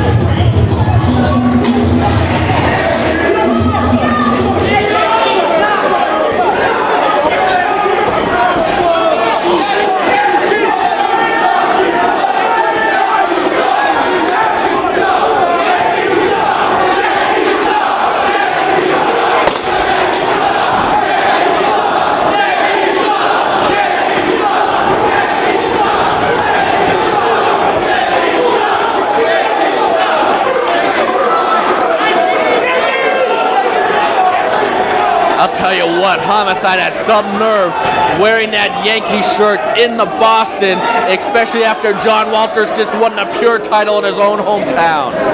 Boy, I'll tell you, the people in Boston, when kids first learn to speak, first words aren't mom or dad, it's Yankees suck. And we're hearing that right now. We have on our hands perhaps the biggest three-way in Ring of Honor history. Homicide of the Rottweilers with Rocky Romero and Julius Smokes in his corner. And there he is disgracing referee Sean Hansen by making him put on the shirt. Is he going to try to make the referee wear the Yankees shirt? He's manhandling the referee, which is a good time to point out he can get away with manhandling the referee a little bit because we do have relaxed rules to let these men settle their feud. The world title is not on the line. Hansen standing up to Homicide as Homicide is crazed. But the world title is not on the line.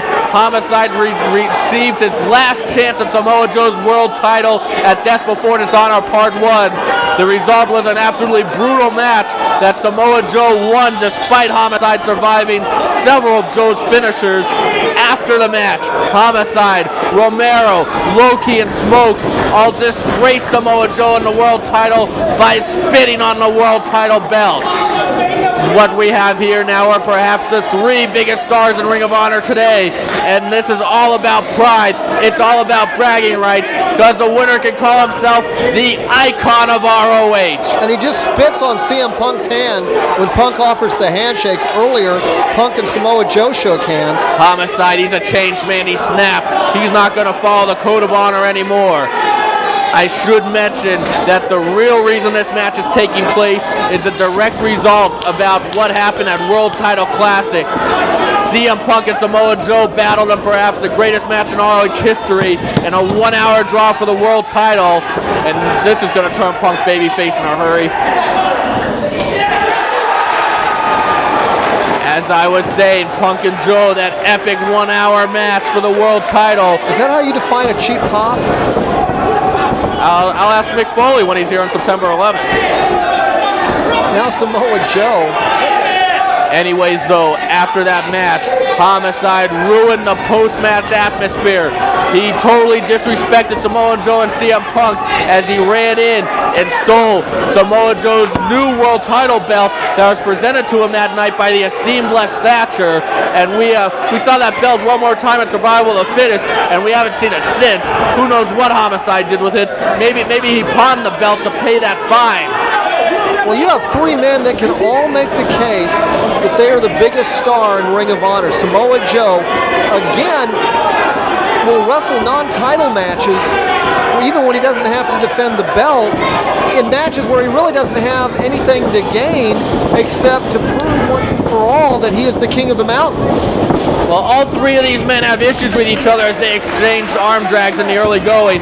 CM Punk wants to prove he can defeat Samoa Joe. There was no winner in that 60-minute match. CM Punk felt disrespected by Homicide for involving himself in the post-match activities. Samoa Joe, he wants to prove he can defeat CM Punk because he wasn't able to get the job done.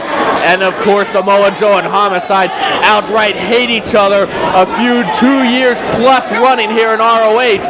And this will actually be the last time that Samoa Joe and Homicide face each other in 2004 in an ROH ring.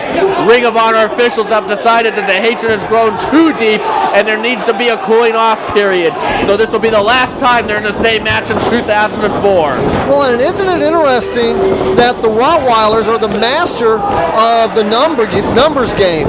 Have double teamed, triple teamed, quadruple teamed everybody every chance they got. Now Homicide finds himself in a position where Homicide's going to get double teamed, where he's at the numbers disadvantage.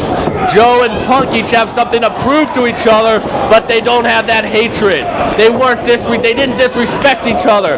And wow, look at Joe though, fighting back. He's acting like Punk disrespected him. I'm about to say that doesn't make those slaps feel any better. But we got a roll up. The first fall wins it.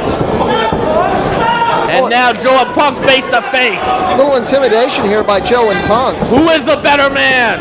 When will Punk get another shot at the world title? He wants the victory here because that'll get him an immediate rematch for that world title. Have you heard Julius Smokes dropping the term uncrowned champion? Yeah, it's a disgrace. And there's a Homicide tripping Punk on the outside. Homicide and Punk have had 2 single matches, Round Robin Challenge 3 and The Last Stand. Both of them classics, and both of them won by Homicide. So Punk has a little something to prove there. And he just did that by peppering the back of Homicide's head. But he does that by, first of all, proving that he can control the ride and then peppers the back of the head. Real quick, Mark, I have to pay the bills. I know you people out there, you don't like this segment, but hey, you want us to stay in business, this is how we do it. Homicide has a fork. I got to make note of that real quick. Of course, Ring of Honor has the new merchandise company. Check it out, ROHWrestling.com, 215-781-2500. Now I'll get right back to the match as they are struggling, battling for that fork, and this relaxed rules first ball wins it match. Who's going to come up with that dangerous fork? And maybe Samoa Joe may just walk over and grab it. Oh, he walked in at the right time as he stops both their hands, puts them both down with a clothesline. I do have to say that ROHWrestling.com and the new merchandise company, DVDs from several different promotions. You won't believe what kind of DVDs we have. Figures, books, t-shirts, and of course the new Straight Shooting series. ROH is the new king of the shoot interview, and we prove it with the Straight Shooting series. Check it out. Kamala, Steve Corino, One Man Gang, Skandar Akbar, The Fantastics, and many more to be released, including the biggest shoot interview ever, Mick Foley. You think Mick Foley's paying attention to this match? Maybe he's coming into ROH to take on one of these guys. Well, Mick Foley would want to start at the top, and he's probably going to be very interested to figure out who wins this. By the way, notice Samoa Joe did not give that fork back to the referee. Samoa Joe has that thing tucked in his boot right now. And there you see the hatred exploding between Joe and Homicide, and Punk now tripping Joe. We've seen that a couple of times in the early going of this one. A lot of mind games, as all 3 of these men are really geniuses. I mean, they do deserve that kind of credit. And they are the masters of strategy. Welcome to Chicago by CM Punk, that tilt-a-whirl backbreaker. Let's point something out about CM Punk, and let's make this really clear. Right now, CM Punk has been wrestling some people that the fans don't like, and CM Punk is getting cheered. CM Punk has not changed at all. CM Punk will do anything necessary to win a match, and he'll have very little regard to rules or really what you would expect. Nice move by CM Punk. His athleticism lands on his feet at the German suplex, but that time Samoa Joe with the left drops him right into Homicide, and there's the belly-to-back suplex with the release. But Homicide comes right in with a bulldog, no effect on Joe though, and Joe now taking it to Homicide. He's got him hooked. So much history between these two. Spinning power slam by Samoa Joe. The cover. Homicide kicks out. Samoa Joe's going to go right into the Fujiwara armbar. CM Punk on the floor. Homicide's going to have to try to figure out a way to break this up himself, and Homicide's going to go to the ropes for the break. Samoa Joe looking a little bit frustrated. Homicide 0-3 when it comes to world title matches, but Homicide has defeated Samoa Joe before, most notably that no-holds-barred match at Empire State Showdown when Homicide almost killed Samoa Joe with that noose. And it should be pointed out, in a title match, Homicide... Go ahead, Mark Nolte. I'm just watching this incredible action. There's Julius Smokes, but Homicide actually has a pinfall on Samoa Joe in a title match, but it was later reversed.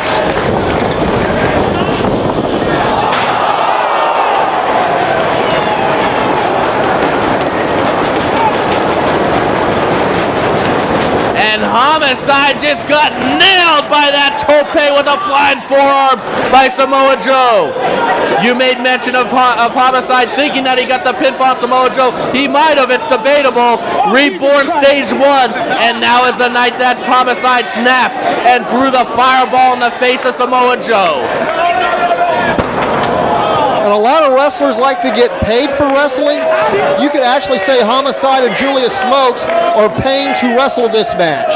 So is Samoa Joe. He paid that fine as well as a result of what happened last show. And again, here we looks like we're going to have our first Ole Ole kick of the evening.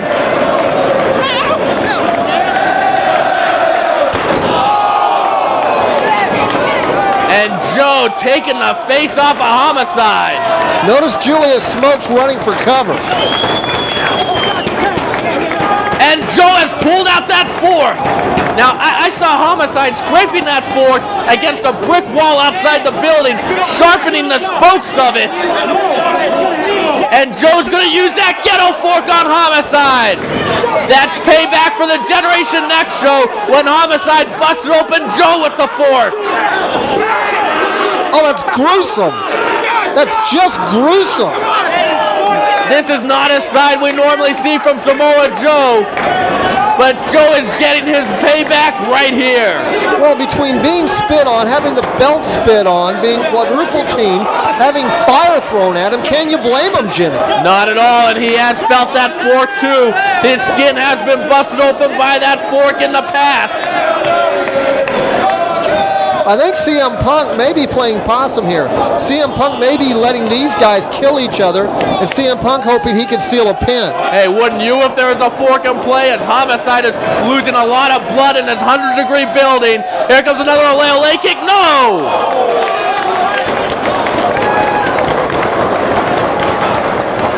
CM Punk was playing possum, and he picked this spot, and he scored.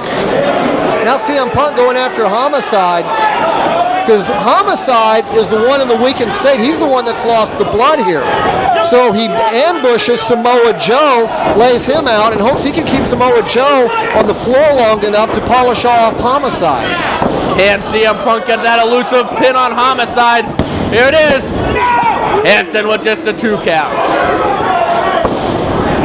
And there's so much blood loss that we actually have blood on the camera lens. Look at CM Punk pressing his advantage. Now he's just going to try to choke him out right here on the ropes. And he's going to press that cut. As you press that cut, you're causing the blood to literally spurt out of the forehead. And we talked earlier about what happens when the cut gets into the eyes and the blood gets into the eyes. And we also talked about the fact that since it is a hot night, it actually amplifies the effect of the blood loss and it makes you lose energy quicker. Dragon screw by Homicide. A second dragon screw leg whip by Homicide. And really, that's the thing that makes Homicide so dangerous, is one minute he's got a fork, the next minute he's executing textbook technical moves. Homicide can do it all. He proved that. Many call him ROH's MVP in 2003. One great match after another. The Steve Corino feud. Who will ever forget that? The match against AJ Styles, the Joe matches. And here comes Samoa Joe, both men prone, a bad place to be with Samoa Joe on a charge, and now he's going to drop that knee right across the chest of CM Punk after laying out Homicide.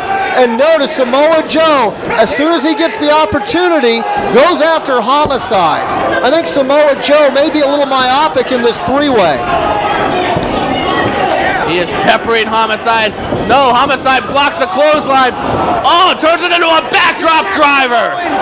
Right onto the shoulder. CM Punk, big kick to the side of the head. Homicide really has been the target in this match, hasn't he? Well, that's what happens when you raise the ire of those around you. And now what's CM Punk trying to follow up? No, Homicide cuts him off again, takes him to the outside, and they fall through that table at ringside. Watch where Julius Smoke is.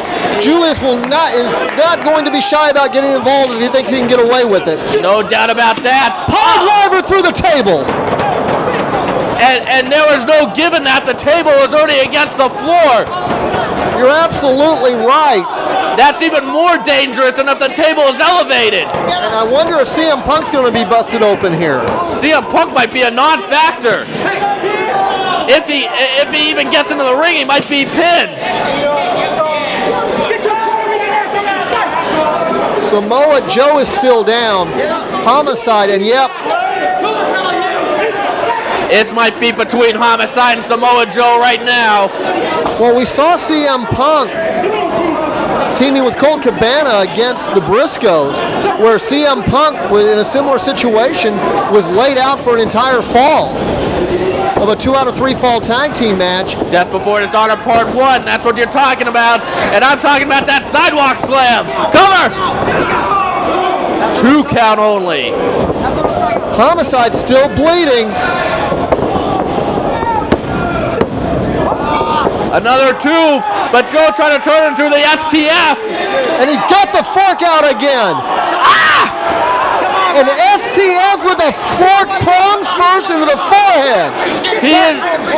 He's driving the steel right into the open wound of Homicide, ripping the flesh, tearing the skin open. Even the referee has to protect Homicide. Joe now, he has those hands clasped, but look at Samoa Joe's hands. They are covered in Homicide's blood. And that's actually making it hard for him to clasp the hands together because of the blood. Now he's going right into the cut. He's just digging his fingers into the cut. Joe, he was unable to keep the hold because his hands kept slipping because of the blood. And now he's just going to try to open up the cut even deeper. Wow, the blood playing against Samoa Joe there, and Joe is frustrated as a result. Samoa Joe is a violent man to begin with, but Homicide has made him absolutely vicious. Homicide trying to kick off Joe. Now he catches Joe. Ace Crusher. CM Punk back up on the apron. Punk looking to choose a spot. Springboard dropkick on Homicide. These 3 ways are rare in ROH, and these guys are putting it all on the line. The first fall wins it. Who is the icon of Ring of Honor? CM Punk. Maybe battling through a concussion here after that pile driver. Samoa Joe catches him. We saw that at World Title Classic, right down on the knees. And those knees were already fell victim to dragon screws by Homicide. Shining Wizard! CM Punk lays out Homicide.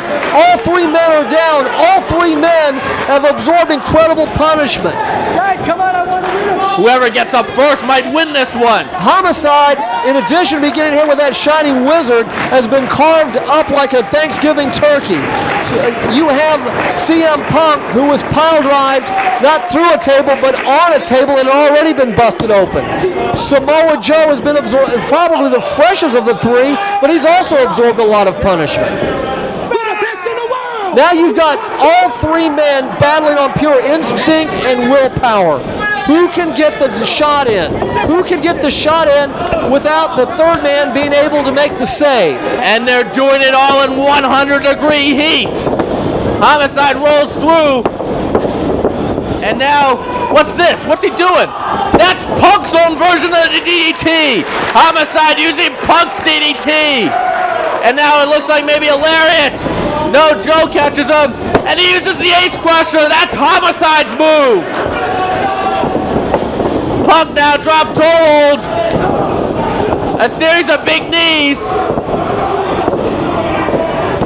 And now he's using Samoa Joe's choke on Samoa Joe.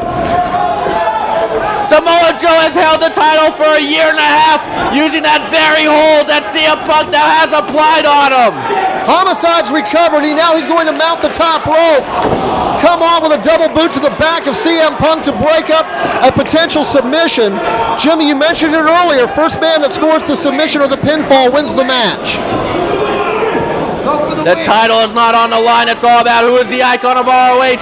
It's all about pride, and that's what's driving these men under these adverse conditions. Now CM Punk trying to beat Homicide, trying to set CM Punk up on the ropes. Punk coming up now to the 2nd rope, double underhook by Homicide. Punk trying to fight his way out of it. Maybe was Homicide going for a Pepsi plunge? We've seen these guys stealing each other's moves. But down goes Punk. Samoa Joe, huge right hand. Did you see the sweat go flying off the head of Homicide there? Sweat and blood. And goes into the eyes. Samoa Joe just so powerful, throws him off. Homicide going for that swinging DDT, and then Joe lighting him up with that kick. Now Samoa Joe spits at Julius Smokes. Now Samoa Joe catches CM Punk up on the top rope. Punk trying to fight his way out of a precarious position. Now Samoa Joe comes up to the second ropes to meet CM Punk. It looks like a superplex attempt here by Joe. Punk trying to block it. Punk looking for the counter. He's got him hooked by Pepsi plunge time. He hits it, dangerous! Lariat by Homicide, that puts them all down. The champ's covered. Homicide has been the world champion in this non-title match. But Homicide got the last laugh on Samoa Joe in their final encounter in 2004. Wow. Oh, that has to be devastating to Samoa Joe and CM Punk. And I'm ashamed to say that Homicide is the icon of ROH.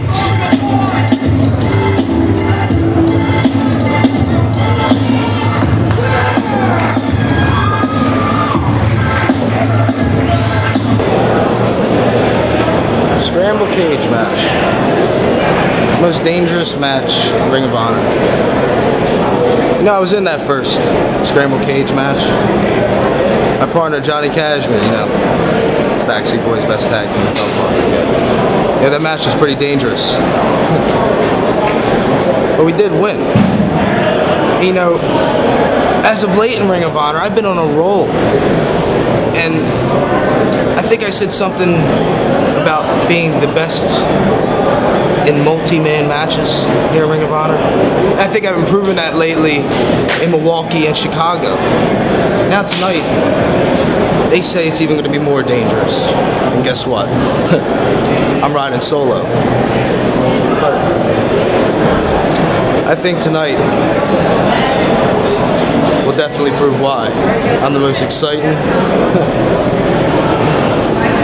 and the best in these kind of matches. Oh yeah.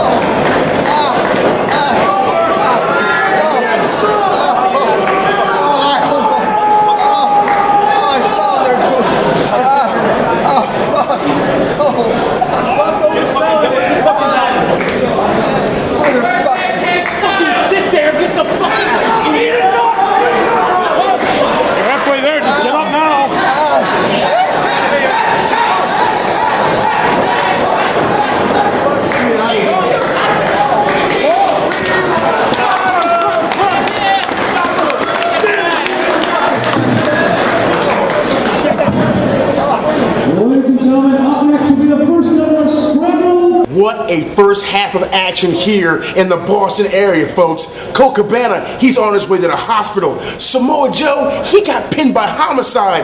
And John Walters just won the Pure Championship right here in his home city of Boston. But folks, they are setting up right now for the most dangerous match you've ever seen, Scramble Cage Melee. And I am joined with the ever so lovely Allison Danger.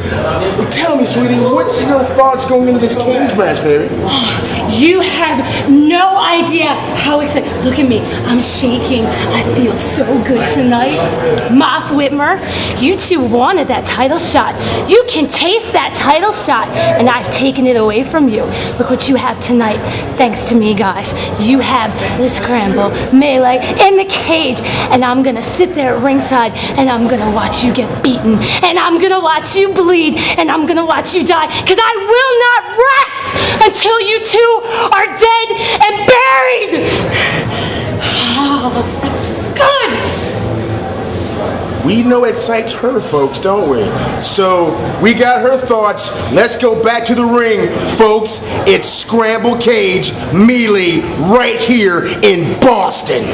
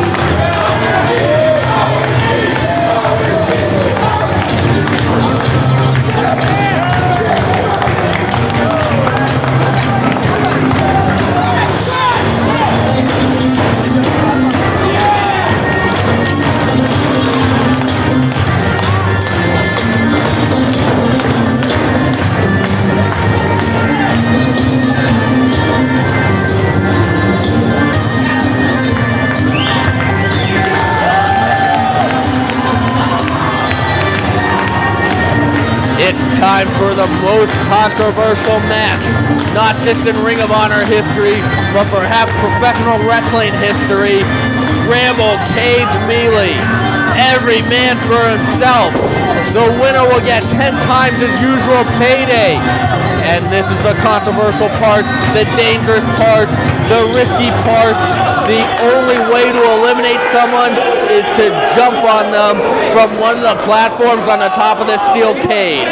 Just by that nature right there, this is one of the most dangerous matches ever to take place in wrestling history. Such high risk. Prince Nana watching on at ringside. He entered Oman Tortuga and Diablo Santiago into this match because he doesn't care about their safety. He just wants them to win for the embassy. Allison Danger watching at ringside. She entered Dan Moff and BJ Whitmer in this match. She still owns their contract and wants to make the former Prophecy members' lives miserable. She wants to see them crippled. That's why she put them in this match. Other people were contacted about being in this match and they turned it down. They did not want to be in a match of such high risk. Others, they want to make a name for themselves like Dunn and Marcos, like the debuting Ultra Boy Luke, like Jack Evans, like Fast Eddie, like Trent Acid, who claims he's the king of the multi-person match. So either people are in this match against their will, or they're in this match to make their name at any cost necessary. Not only that, you're looking at a situation where you've got people that are in this match specifically to be heard. That's why, as you mentioned, that's why Allison Danger entered Whitmer and Moff into. She is actually rooting for their careers to be ended here. And that could very well happen in a matchup like this. Marcos whipped in by Moff. Not a lot to call in this match, though. Foot stop there by Marcos. They're not going to take it anymore. Well, he just took that. Acid, half Nelson suplex right into Marcos in the steel mesh. Well, that's going to slow down two of the faster men in the ring. A Saito suplex by Luke on Ultra Boy Luke. Now, of course, you can't go outside the cage. You can go inside this cage. You can go up to the ceiling. You can go anywhere in this building. But the bottom line is that in order to win this match, you have to leap off one of those platforms onto somebody and eliminate them. Well, you've got Dan Moff, not known as a high flyer by any stretch of the imagination. Interesting strategy, throwing all the high flyers out of the ring. Jack Evans, he made his name at the first Scramble Cage match. Of course, it didn't have the same rules of this one, but that is where he made the name. No one will ever forget that double moonsault from the top of the cage to the floor. Of course, that show was Main Event Spectacles. That's why Jack Evans is in this one. He claims that he owns the Scramble Cage. The Carnage crew claim they own the Scramble Cage. They've been in all the Scramble Cage matches. This one, though, the first time that it's had these rules in place, and most likely the last time. Well, you would think that these rules would favor the high flyers because they can mount the top of the cage quicker and come off and do more damage from the top of the cage. you would think that Carnage Crew and Moff and Whitmer are at their disadvantage here because they're not known as high flyers. And there's this action all over the place. This is a very difficult match to call. But we have the two toughest brawling tag teams in ROH alone in the cage right now. Logan DeVito, Moff and Whitmer. The last show, Logan DeVito scoring a controversial win over Moff and Whitmer when Allison Danger interfered. Logan DeVito did not see the interference though, but now Moff and Whitmer want to even the score. Well, and both teams would like to score some type, even if it's just a moral victory in this cage match against the other team. Both teams top contenders for a title shot at the ROH Tag Team Championship. And of course, Logan DeVito, there can only be one winner. And Logan DeVito, we know about their miserable families, their lousy jobs where they don't get paid much. They'd love nothing more than to make their 10 times their usual pay tonight. Well, they may be getting 10 times what they're normally paid, but 11 guys here are basically just going to get hurt.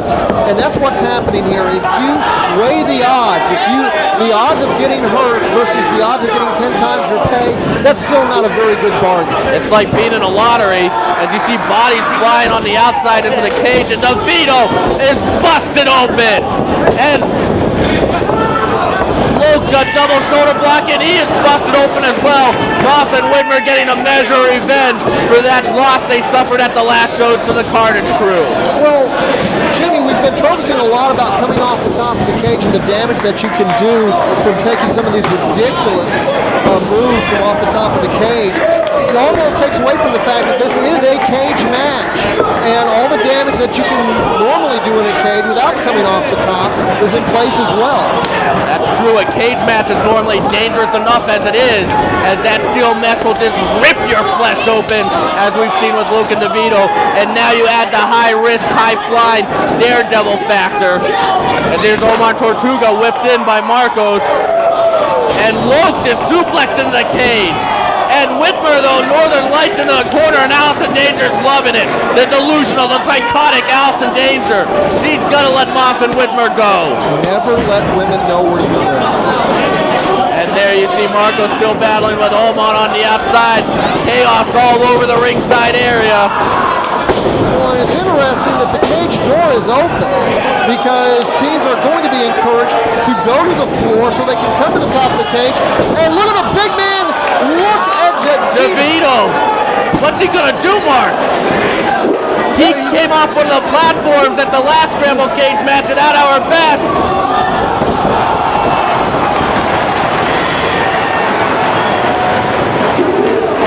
And the big man just did it again, and he eliminated Moff and Whitmer in the process. And not only does he come off the top of the platform, he comes off the top of the platform with a moonsault. And once again, Logan DeVito gets the one-up on Moff and Whitmer, and DeVito loves it. Keep this in mind the next time ROH announces who's the top contenders for the Tag Team Championship and who gets a title shot. Well, I mean, it is every man for himself, but that is a good point. And Moff and Whitmer, though, they are irate as they are still taking it to Logan DeVito. The brawl is continuing between two of ROH's toughest tag teams. And now we got a steel chair in play.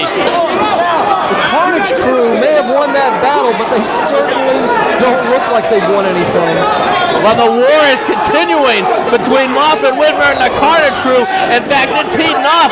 Moff and Whitmer not going to the back. They're dishing out the punishment on Logan DeVito.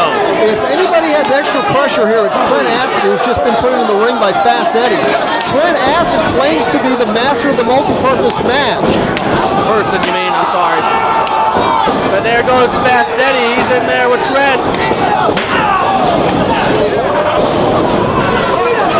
It's just too hard to call, Mark. And again, the cage being used as a weapon. Now Dunn and Mark is going to come into the ring. You would think that the smaller guys, like the Dunn and the Marcoses, might have an advantage here. Look at the double team move by Dunn and Marcos. I guess they don't want to be called the Ring-Through Express anymore. Well, they're not going to take it anymore. They're proving it there. The Outcast Killers make their way back into the ring. Dunn and Marcos there to meet them. And Outcast Killers take control of the center of the ring. Outcast Killers looking impressive, and look at this, the brawl continuing with the Carnage Crew and Moth and Whitmer. Now the Carnage Crew are still alive in this match. At some point, Moth and Whitmer are going to have to go back to the locker room. And now Altar Boy Luke in there, he takes Diablo down. Oman trying to climb up, much to the urging of Prince Nana. Oh, and Diablo gets spiked on his head. And Jack Evans plants Oman with a very original move. Altar Boy Luke, he wants to make his name in ROH, and he's willing to risk his career to do it. Nice spin kick right there. Takes Evans off his feet and spins him around. And Altar Boy Luke is looking to eliminate somebody right now. Altar Boy Luke has a reputation around the country as being a daredevil. He's looking around.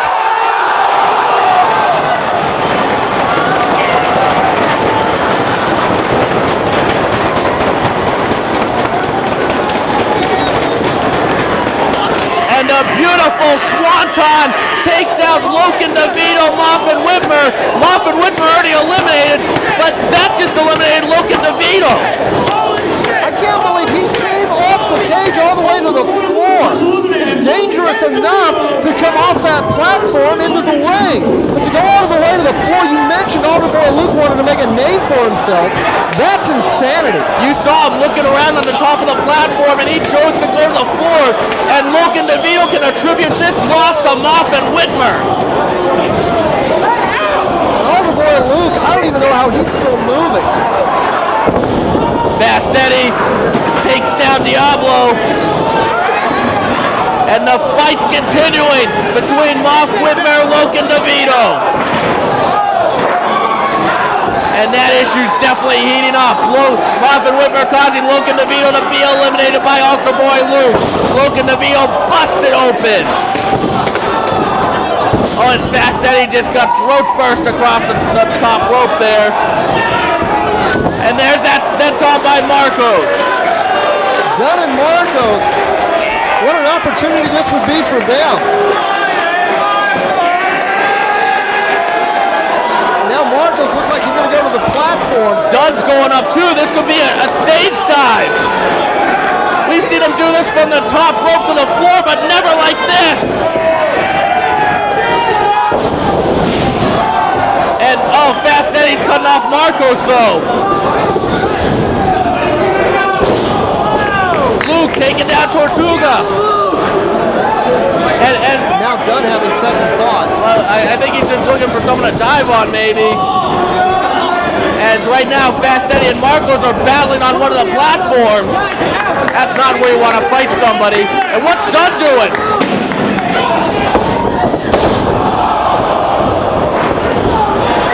No one home on the elbow from the top of the cage. And Dunn might not be able to continue. The Outcast Killers. Oh my God. What's Marcos? Marcos is trying to superplex Eddie off. Oh, this is exactly what I feared. We knew we were going to see injuries. What's Eddie doing?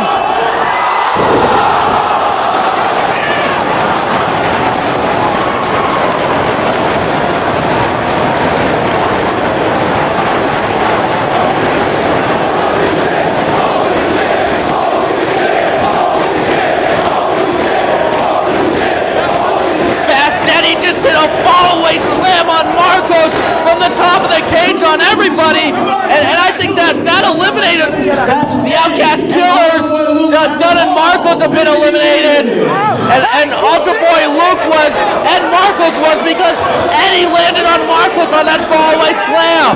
But Eddie, look at Eddie, he's clutching that ankle. Fast Eddie, in excruciating pain, grabbing at that right ankle. And Prince Nana, look at him, he's irate that Diablo and Oman are eliminated. He doesn't care that they might have been hurt. One move by Fast Eddie, and he takes out half this match. And he might have just ended his career in the process. Altar Boy Luke being escorted out. Jack Evans and Trent Acid are the only two men remaining in this match. And Eddie just clutching at that ankle.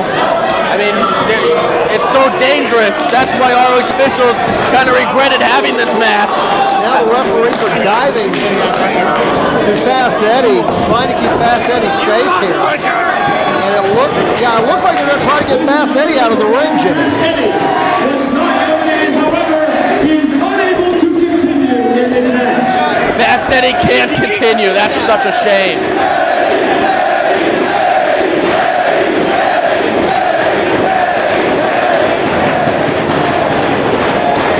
And you hear this crowd supporting Fast Eddie. He put it all on the line and he paid the price. Well, I hope that ankle's not broken. We saw Colt Cabana already injured tonight. In fact, he sacrificed his own body on that ACA moonsault to take out Generation Next. He's on the way to the hospital, and looks like Fast Eddie might be next in line. Trent Acid with a noticeable limp, trying to rally the crowd against Jack Evans. Trent Acid did hurt his ankle in that Samoa Joe match, was unable to continue, and that was the very last show, and that ankle is probably bothering him again. Jack Evans, is he the man in the scramble cage?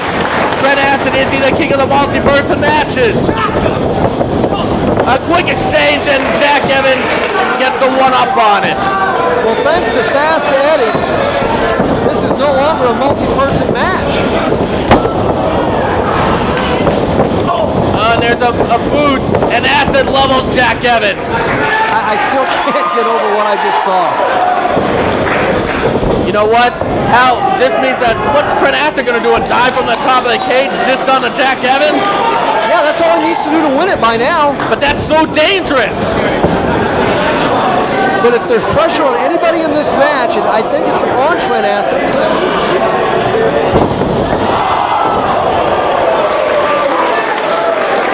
A reverse Hurricanrana, and Jack Evans might be out. Trent Acid, though, that ankle is in bad shape. He comes up limping.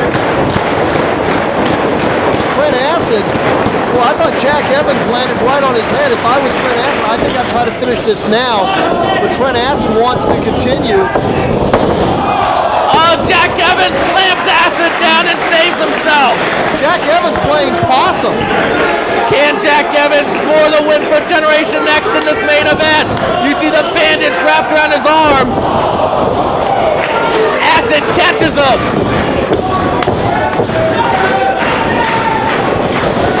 And what an atmosphere in this building. Yakuza kick by Trent Acid. Trent Acid needs to climb the cage while he still has some feeling in that ankle. You have to be here live to experience something like this. Acid spikes Evans right on his head. Cover's not going to do him any good here. I think he's just putting him in position for a dive. I don't think he was planning on covering him. I don't know if I can watch this, Mark. I don't know how he's going to get to that platform with that ankle. That cage is hard enough to maneuver as it is when you're completely healthy. What happens if both men are so incapacitated that they can't make it to the top of the cage? Because I don't think that Jack Evans is getting up. And Trent Acid might not be able to climb up there. Trent Acid, you can tell every move just so incredibly painful, but he's giving Jack Evans a lot of time to recover.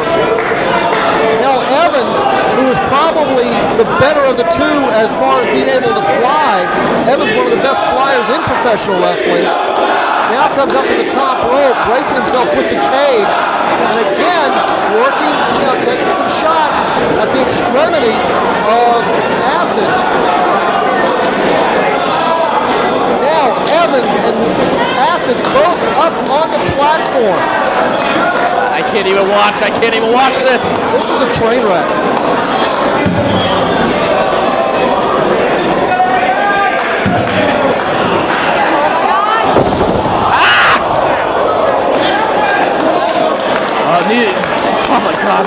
Oh my god. Neither man's gonna get up from that. Hold on, where's Jack Evans getting this from? I don't even know if Trent Acid, while he's moving, I think Trent Acid is conscious. You can't know where he is. Jack Evans is ripping off that Band-Aid, that deep cut on his arm from earlier. He caught it on the edge of the guardrail sign before.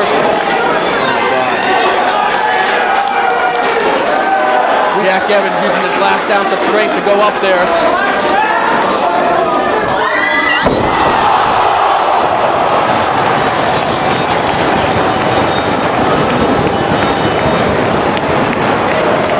Ladies and gentlemen, announcing has been eliminated, the winner of the Scramble Cage Melee,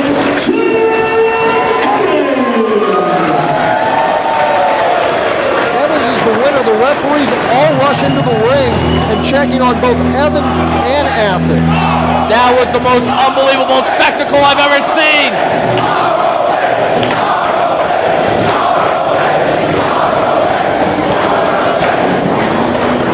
But what was the price?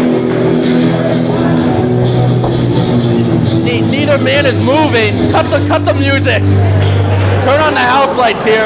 We got a situation on our hands. Oh, we knew that this was not gonna. We knew there were gonna be casualties in this match.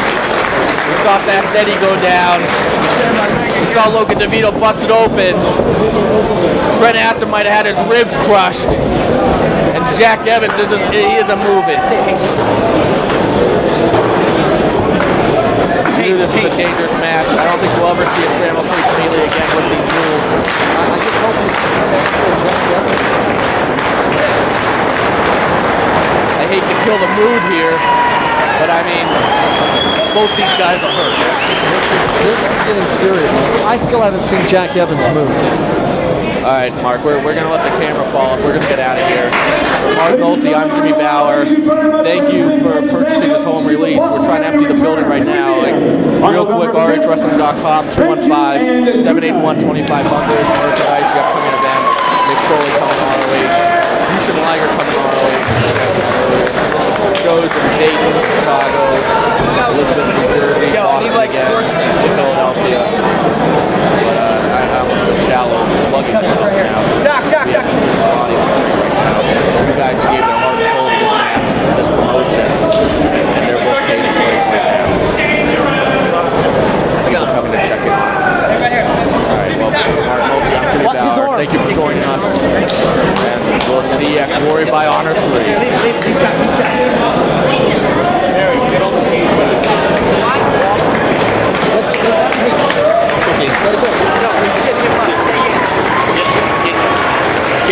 Let's try to sit him up.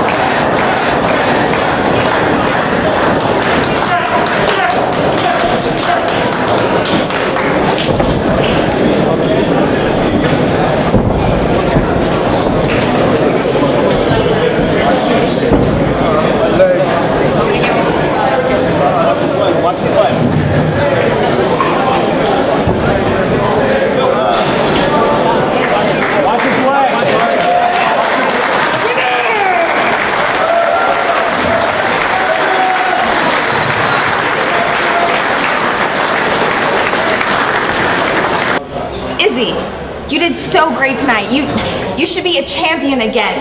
What is wrong with you hanging out with these losers? It's not your fault you guys lost. Excuse me, wait a second. Who the hell are you? You come in here out of nowhere, you're running your mouth, you little bitch. Who am I? How do you think Who you am are? I? Yeah, Why did you ask him who I am, baby? Who is this girl? I've never seen her before. Who is she? I'm the only girl in Special K. No. So who is she? She's this little blonde cutie? Who the hell is she? I'm asking you a question. Who the hell is she? All right. Who is she? We're out of here. Who's coming with us? Huh? Who is coming with you? Who? Not me. Cheech and Cloudy are gonna go. Let's go. Come. Are you serious? Sorry, guys. You're gonna go with them? What the hell? What is this all about? Whatever. We don't need them. Look at it. We don't need them. You know, I've been in a lot of wrestling buildings before, and I've seen this happening. I've seen the breakdown of the ring. I've seen the guys saying goodbye, but never has it felt this satisfying to leave the building. That's because John Walters is the new pure champion. Finally, I have a title around my waist. I have a championship to call my own. The fans said I couldn't do it. Ring of Honor didn't think I could do it, but I did it. And this belt will become just as prestigious as the world title. Mark my words. Now, Samoa Joe, tonight you decided to get in my business, and you decided to get in Doug Williams' business. Well, I understand that I get to choose your opponent for September 11th, Joe. And I think it would be unfair to leave Doug Williams out of the equation. So Samoa Joe, on September 11th, your challenger for the Ring of Honor World title is Doug Williams. And Joe, you can pick anybody in the locker room. You can pick the best wrestler. You can pick the biggest wrestler. It doesn't matter, because this belt belongs to me. I'm not going to hide behind it. I will face anybody, anytime. I will raise the prestige of this title. And Samoa Joe, this is just the beginning of the blossoming career of the new Ring of Honor pure champion, John Walters.